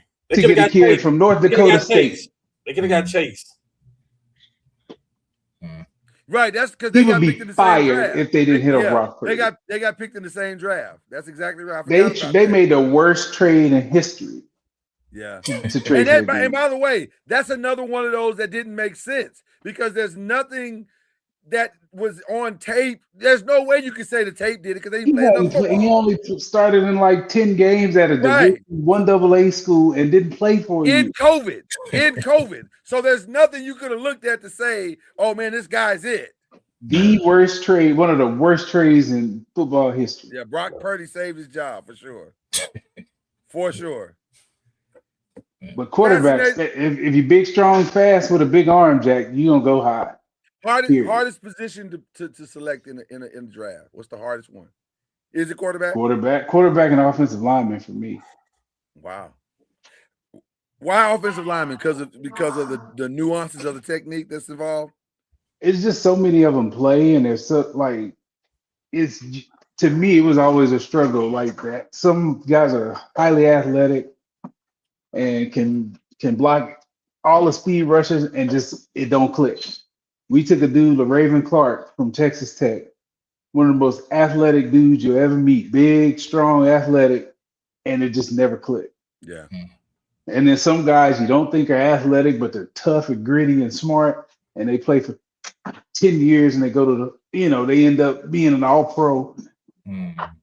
So those are the harder ones to me. You know who that is, who that has been for me, and obviously I have a personal connection to that one, is Mekhi Becton. I thought Mekhi was going to be a no-brainer, and then he went to the Jets and was awful. He was awful at the Jets, but then he got to another team and he won a Super Bowl. So it's like sometimes it's where you go and who's coaching you and how you're adapting it. I mean, there's a lot of different factors that play into it. But man, I agree with you. The draft is such a crapshoot. Yeah. I mean, we took Tony Hugo in the first and second round from Arkansas. Yeah. And you won't find another person probably as athletic pound for pound as that dude. And it didn't click. Yeah. It does. Sometimes it doesn't. Next skill guys are pretty easy. Skill guys I was good at skill guys. Yeah, skill guys, it's kind of, you can see if they either have the hands, if they have the speed, if they have the, it's kind of easier. But yeah, I agree with you. Safeties are kind of tricky sometimes too. Like corners and safeties are kind of tricky. Sometimes corners are pretty easy with me too. You think I never had a problem with corners. My team that was easy. Corner, that was the biggest thing with corners and safeties are your eyes. You got bad eyes, you're gonna struggle to play, especially a safety. Got you. Okay. You get a smart quarterback, Peyton with a dumb safety, that's a wrap. Well, ladies and gentlemen, next week we are having our third annual draft. We're gonna figure it out. Who's going where? Who should go where? As long as you don't have a draft grade segment, because you can't grade a draft till. I don't care about the draft grade. Okay. I've never cared about the draft grade because you don't know that until the end of the season. You don't know that till 3 years down. Right, and even then it's right. It's not even that. Not even then. It's like yes. Because if you go by draft grades, year one, the Buffalo Bills got it wrong. Yeah. Except they actually year two they got it wrong too. Right. When he threw that ball in the flat to a fullback 40 yards down, not in the flat. Took a little while for them to get that grade. He throwing the ball 40 yards downfield to a fullback. Yeah. So anyway, we don't really do grades, but we do we just draft and have some fun with it. So we'll get into that next Tuesday. All right. This is where Byron's gonna check out, ladies and gentlemen, as we go into the that is a fact. The final 5 questions. I am of the opinion they've only sold me on 3 maybe 4 matches. Okay. The overfit, first of all, one of my early shout outs is to Brock Lesnar. He could not have put Obafemi over better if he tried. Like, I don't know if he sees him as a little brother or they are having the time of their lives. I don't know if you caught Oba walking to the ring and he did the little Brock Lesnar hop thing and Brock just kind of laughed and smirked to himself. They having a good time. That match is sold. Now, why that match is going to be on ESPN be in the first hour, I don't know. I don't understand that. But that's on that one's on Sunday.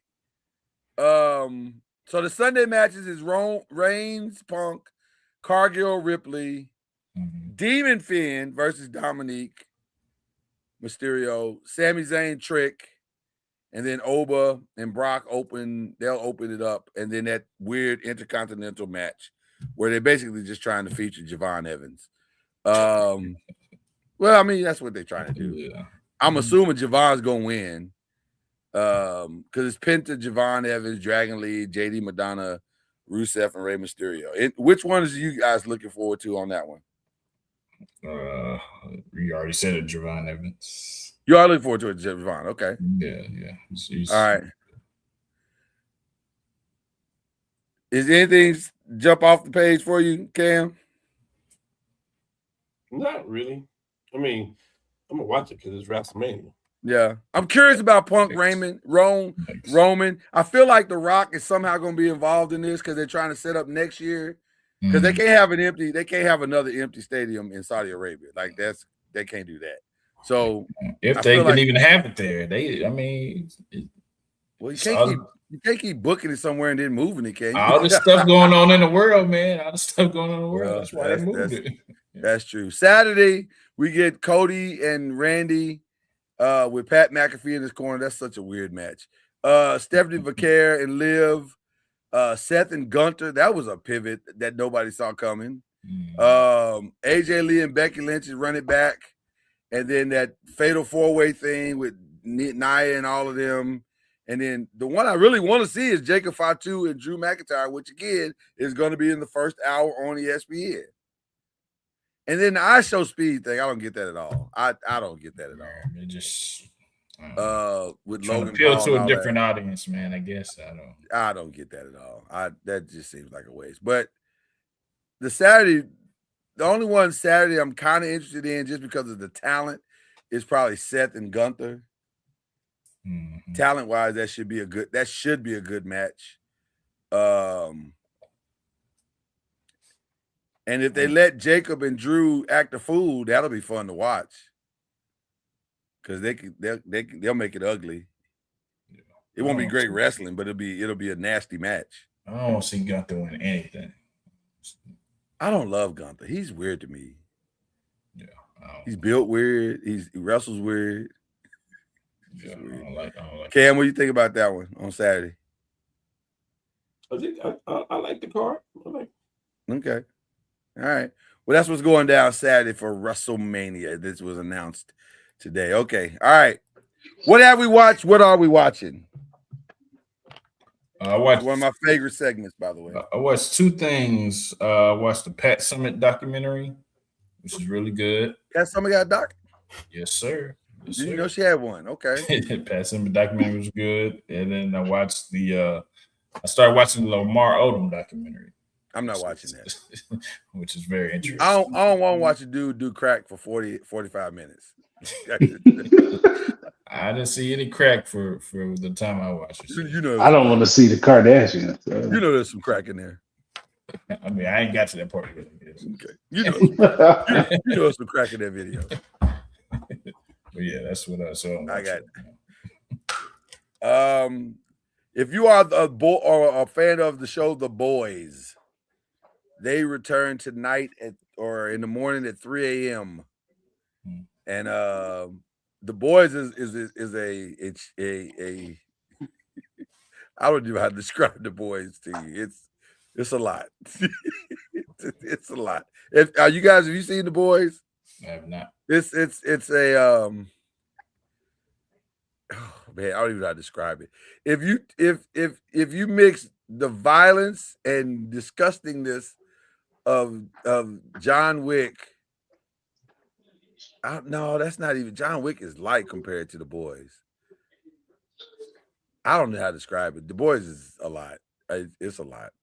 It's a lot. It's interesting, but it's a lot. But they come back tomorrow for the final season, so that'll be. Shout out to Paradise. Early shout out from me from Paradise. Lived up to the hype. Yeah. Got it right. The ending got it right. Very curious to see where this is going for season 3, which they've already started filming. So I'm looking forward to that. So there you go with that. Anything else, guys? Give me anything else? I just watched the series. I finished watching Paradise, and then we watched Sheriff County, I think the name of it. That's one of those Landman spinoffs, right? It was good. Okay. I need to watch Landman. I need to get caught up on that too. Everybody keeps telling me Landman and Tulsa King are it. They are it. What's things next on my hit list? But Sheriff County. I'm gonna make that happen. We watched the whole thing in 2 days. Let me just say. Really? They are currently filming Frisco King in around DFW with they're Samuel filming Jackson. all of them. They're filming all of them. He got a whole. I forget the brother's name, but he's got a whole. Taylor Sheridan. Taylor Sheridan is filming all that stuff in the same spot. Like they all out there together. Yeah. But this is Samuel Jackson. I heard the Samuel Jackson one is coming up, or it's about ready. It's filming. It's filming right now. Filming right now. Okay. All right. So we close to a completion. Do any of y'all watch the Tyler Perry Beauty and Black thing? I watched the first season. Somebody put up a clip of something I guess that happened this season, and the girl in the video. This is not even a spoiler because I don't know why she did it. But she took a sledgehammer and slammed it into the girl's leg and left like a little small gash. I was like, I'm out. I'm completely out. If you take a sledgehammer and only a gash is there, I'm out. I'm out. A sledgehammer made a gash. Tyler Perry on some different stuff right now. Yeah, we're done with that show. No shade to Tyler Perry, but I can't be a part of that. Yeah, don't mess up the Tyler Perry deal. I can't, because every time he puts something out, he goes #1. His audience is the greatest audience on planet Earth. They're gonna watch whatever he put out, wherever it is. It don't matter. What he's put it on 5 different platforms. I'm just saying, Byron, the man has put it on 5 different platforms. One thing you can't argue with is his success. You may not like the stuff he put out. No, he's successful. That don't mean it's good. That don't mean I gotta watch it. Listen, but I don't think he's making it for me. That's the thing. Absolutely. More power to him. He's employing black I'm not his people. audience. He's getting folk paid. I'm cool with it. But he's getting them paid and he's putting out a lot of stuff. Don't get mad at me for not watching it. Yeah, because I'm not. All right. So I think that's all we got. Oh, y'all watch The Neighborhood? Yes, I do. The show The Neighborhood. Mm-hmm. Neighborhood's a good time. I just got into it this year, and went back and binge watched a bunch of the shows episodes just to get ready because they're about to close it out. I'm sorry I missed it. It's really a good time. It's really good. Good. Yeah. It's a good time. It's a good time. So, all right. If you want to do a retro, go back and watch Blackish. I love Blackish. And my hot take for the night is Blackish is better than The Cosby Show. Okay. I'm just saying. Go back and watch it. Yeah, that's a take. Yeah. Go back and watch it. That's a take. I mean, without no Cosby Show, there would be no Blackish. I didn't say that. You're 1,000% correct. But if you watch Blackish from start to finish, there's no way you can walk away saying this is better. This is better. It's just a bold statement. And I am a diehard Cosby Show watcher. I can quote most episodes of the Cosby Show. And I still will say Blackish is better. Thanks. So there's your hot take for tonight. Take that with you. That was a take. Yeah, very much so. Take that with you. Who we praying for this week, y'all?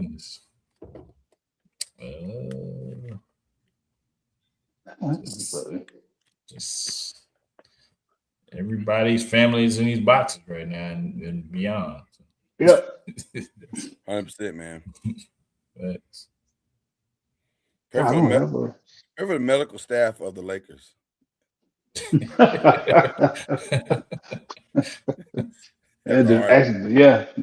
They have a hard time right now. It's not. Yeah. They have a hard time right now. Pray for this country, man. This country's crazy right now. Oof. A lot of madness going on right now. Absolutely. Anybody else got any prayers? Prayers up. Just nothing specific. Just general prayers for everybody. Exactly. All right, let's do it. Let's get to the one because I know we all got one or at least two. Who we unshouting out today? Gino Auriemma. Grow up. Yeah. Grow up. Yeah, grow up. for sure. What you did at the end of the game was weak. Your apology was weaker, or that statement that they put out was weaker. He has a new statement. I'm trying to find it as we speak. It doesn't matter. Your first one was whack, and it should have been as loud as the disrespect was in public. Can't argue with that. You spent all weekend rightly criticizing the NCAA and shoot around times and interview times and all of that crap. And I get it. I agree with you. You should have 4 regionals instead of 2, but you get y'all on your high horse and then you do that and then issue that weak apology. Nah, son. You need more people. We don't believe you. And shout out to all them UConn players defending that crap or excusing it. Who defend? I thought it was a bunch of all of them. He was wrong, but nah, I don't want to hear no buts. Wow. Only one I heard was Sue Bird, and she was very adamant that he was wrong. She didn't really butt him. She did, but he's competitive and he gets it. No, I don't want to hear that stuff. I didn't hear her about him. At least the speech that I heard, I didn't hear about him. She was pretty. I heard too many of them, and not enough of them call it out like he's wrong. Here's the latest apology. This morning, Don and I spoke about our interaction after the game last Friday. I apologize to Don, her staff, and her team. I've lost more games in the Final Four than any coach in history, but Friday, I lost something more important. I lost myself. Those who know me know I have nothing but respect and admiration for the game and the coaches who coach it. Don and her team deserve to win. They deserve better from me. Women's basketball deserve better. My university, my athletes, my former players, and our fans deserve better. Don and I have agreed to move on, and we hope the focus will shift back to the growth in women's basketball because the game deserves it. You forgive, but you don't forget. That's a solid apology. We don't believe you. You need more people. That's a solid apology. Doesn't matter. The first one was so bad that the second one doesn't matter. Well, at least to me, I don't want to hear that. Like in golf, whenever you hit a mulligan, the second golf is always better than the first one. All right. Yeah. I'm gonna move on because Don asked me to. She asked me to move on, and if she can forgive him, then I'm gonna move on. But she ain't forgot though. Well, that's because it happened 2 days ago. So she ain't going to. It's gonna be hard to forget it. They'll meet again. They'll meet again. Well, that's probably true. I also want to unshout out, and I know this is risky because we'll end up on this podcast doing this, but I also want to unshout out Stephen A. Smith. You missed the point. You missed the point completely. The point wasn't to defend LeBron because he was talking about Memphis. That wasn't the point that Matt Barnes was making. The point that Matt Barnes was making is you keep coming at black women like they are the plague or something. Mm-hmm. You got to calm down. That's what Matt was saying. So you missed the point. Okay. Boy, that was uncomfortable. I don't watch SportsCenter anymore. Or I don't watch First Take anymore. I didn't. What are you making faces for, Cam? I didn't see where that stemmed from either. So he got upset because Matt responded to what he responded to on the LeBron talking about Memphis thing. Memphis is an awful city. I can't stand Memphis. It's awful. It is awful. And also, they have some of the best ribs I've ever had in my life. Two things can be true. I thought the barbecue was overrated. You thought it was overrated? I thought it was good. Where'd you go? I went to Rendezvous. And you didn't like Rendezvous? I did not. Wow, I love Rendezvous. It was bland. It was and they had the membrane on the back. Well, you got a bad batch, man. Yeah, I ain't never been so. Mine was good. I didn't like it at when all. I went to Rendezvous, it was good. I enjoyed it tremendously. So, although I didn't love going down a back alley by a bus station. That was weird. Sound like Memphis. It was very unnerving when you go to Rendezvous. It's like, where am I about to be robbed? Like, what's going on? Memphis is a Interstate was way better. Huh? Interstate barbecue was way better than Interstate's good too. Interstate's good too. Yeah. Interstate's good too. But like they got some good barbecue in Memphis. So there you go. Cam, what are you upset about, Cam? I'm not upset. You just don't want us to talk about Gino. You want us to move on. About who? About Gino. You want us to move on. I don't care about Gino or Don. Just don't like women's basketball. I've never seen such contempt for women's basketball. That conversation just does nothing for me. Okay, fair enough. Fair enough. All right. For me, if it was somebody else that this happened with, I don't think it would be as scrutiny. For me, politically, it wouldn't be as much scrutinized. So it is what it is. I'm thinking about what you're saying. I don't know if I agree. You don't have to. I don't know if I agree. Because I think if it's the right combination of two people, you probably would care. If it's the right combination, it would have to be the right combination. Pretty sure, though. Okay. Fair enough. Fair enough. We talked about the Hall of Fame last week. We want to add the names Tamika Catchings. Help me out, guys. Tamika Catchings was another name that was. I thought she was already in. I thought she was too until they announced. She went in with Kobe. I thought she was too until they announced. Unless something else. Am I getting? Maybe I'm saying. Maybe I'm not thinking of the right person. Let me pull it up one more time because they had the full announcement Saturday. Then they had another Olympic team or something like that. The 96 women's team. Tamika Holesclaw. Holesclaw. That's what I said. I said Catchings. I didn't mean Catchings. Holesclaw. Holesclaw got in. Yeah. I can see that. Mike D'Antoni got in. Oh my God. Why? Where does he won? Don't you have to win? Matt D'Antoni, he should get in. Mike D'Antoni? Yeah, if you put Stoudemire in, I feel like he should. That's fair. That's fair. That's a great point. That's actually a great point. He coached him, so that's fair. You got a point there. Are we about to say something that I never thought we'd say? Is the Basketball Hall of Fame starting to become watered down? It's always been that way. They've always let everybody in. But is that because they don't have a lot of great Hall of Famers? Is that what it is? The criteria's messed up. They don't have a criteria. The one thing that's throwing me off about the Basketball Hall of Fame, it feels like they feel like they have to nominate a lot of people every year. And if you just would have nominated Candace, Shamika Holesclaw, the 96 women's Olympic team, and Joey Crawford, I would have been satisfied. You don't need anybody else. You know, NBA players. Maybe Seth Davis. But if there's no NBA player that deserves to get in, why are we putting them in? Like, listen, I like Amari Stoudemire as a person.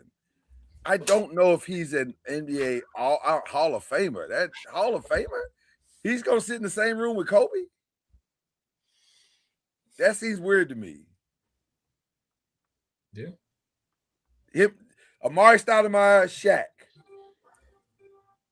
That don't feel like the same. I'm just saying. Doc Rivers, Phil Jackson. I don't know. Okay. I mean, listen, Hall of Fame, if y'all like it, we love it. God bless you. Okay. Who we shouting out? Let's close it out. Who we shouting out? Shout out to Squad. Win the championship. Shout out to Big Ten, UCLA. You've already shouted them out. Shout out to Squad. Shout out to Big Ten. Win in UCLA women's basketball. Just gonna keep shouting them out. Huh? Yeah. I mean, you would too if you won. You're right. Okay. Okay. You're right. Shout out Dusty May for utilizing the transfer portal, and I'm sure you continue to do that, sir. And go blue. All right.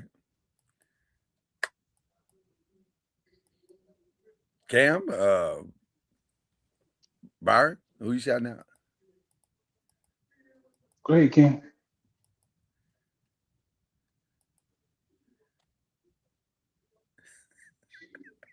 Feels calculated.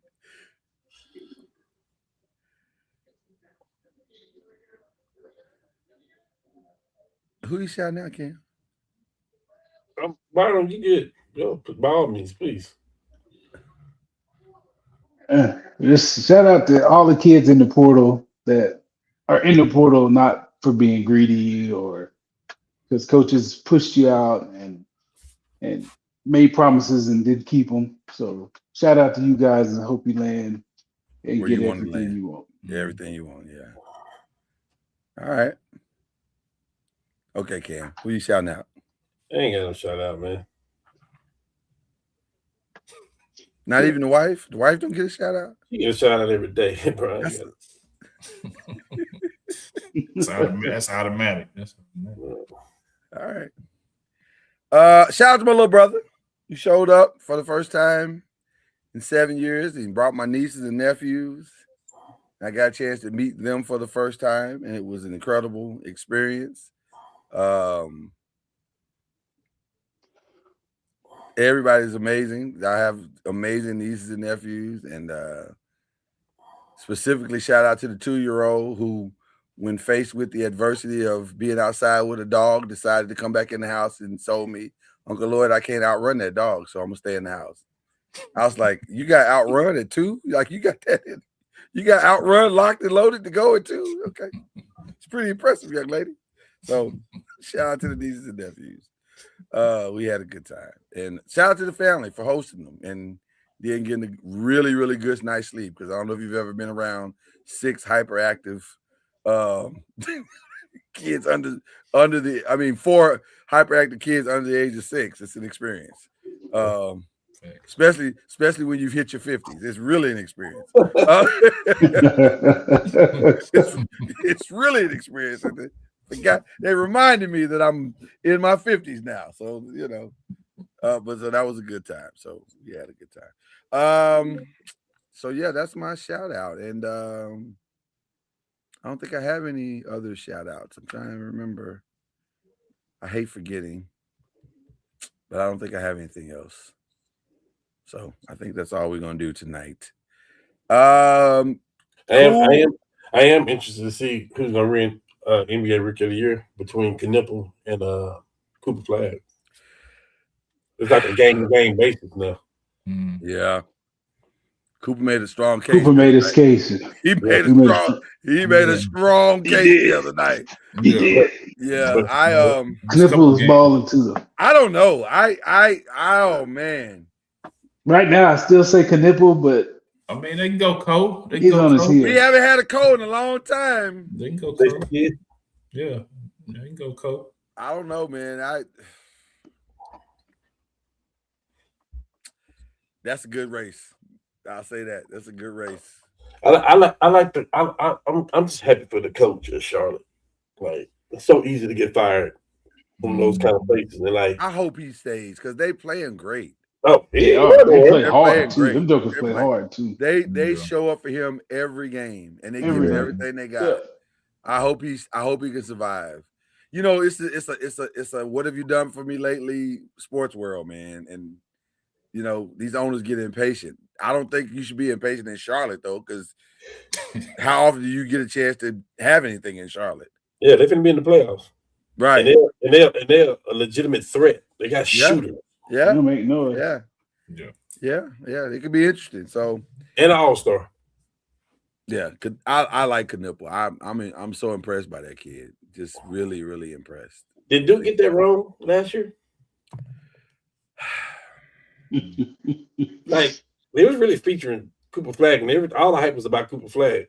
Truth be told, Knipple should have had the ball in his hand he should have had another 7 shots a game. Like, was he that, or did he become this? That's the question. That's been in him though. That don't happen overnight.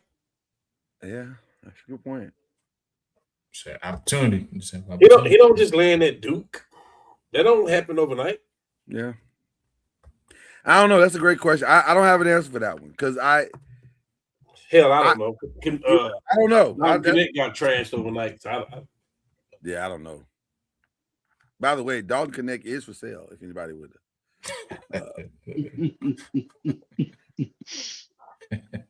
Just say he's available. I'm gonna go with Knipple for Rookie of the Year though. God, it's so hard. But you know what? The only reason I would agree with you is because of availability. He's been there, and Cooper missed. Not because Cooper's fault. It's not his fault, but he's been there, and so. Early in the year, Jason Kidd had him playing point guard. I thought it was the dumbest. But now at the end of games, when he's got the ball at the top of the key, I'm like, okay, kid, my bad. No, it was still dumb, but he is cleaner with the ball now. Yes. Yeah, because in one-on-one situations. Yeah. I don't know. We'll see.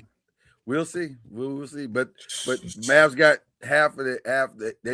They've already somewhat replaced what they've lost. So let's see if they can keep going. So, all right. Well, always a shout out to the wives for giving us the opportunity to do this. We appreciate them and showing us love, family love, and all that stuff. And we appreciate all of y'all for watching every week in and week out. Y'all show up and put the numbers up for us, and we appreciate it. So keep doing it, and we'll keep doing it because y'all doing it. So there you go.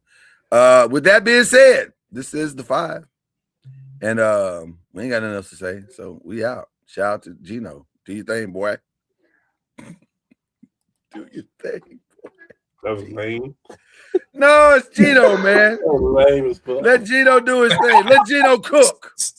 I'll see y'all later, man. Let Gino cook.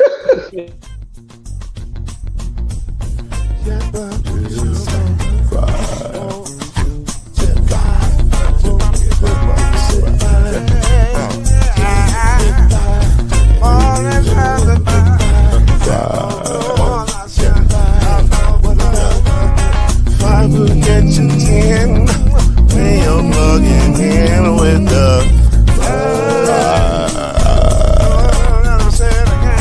there's no mystery.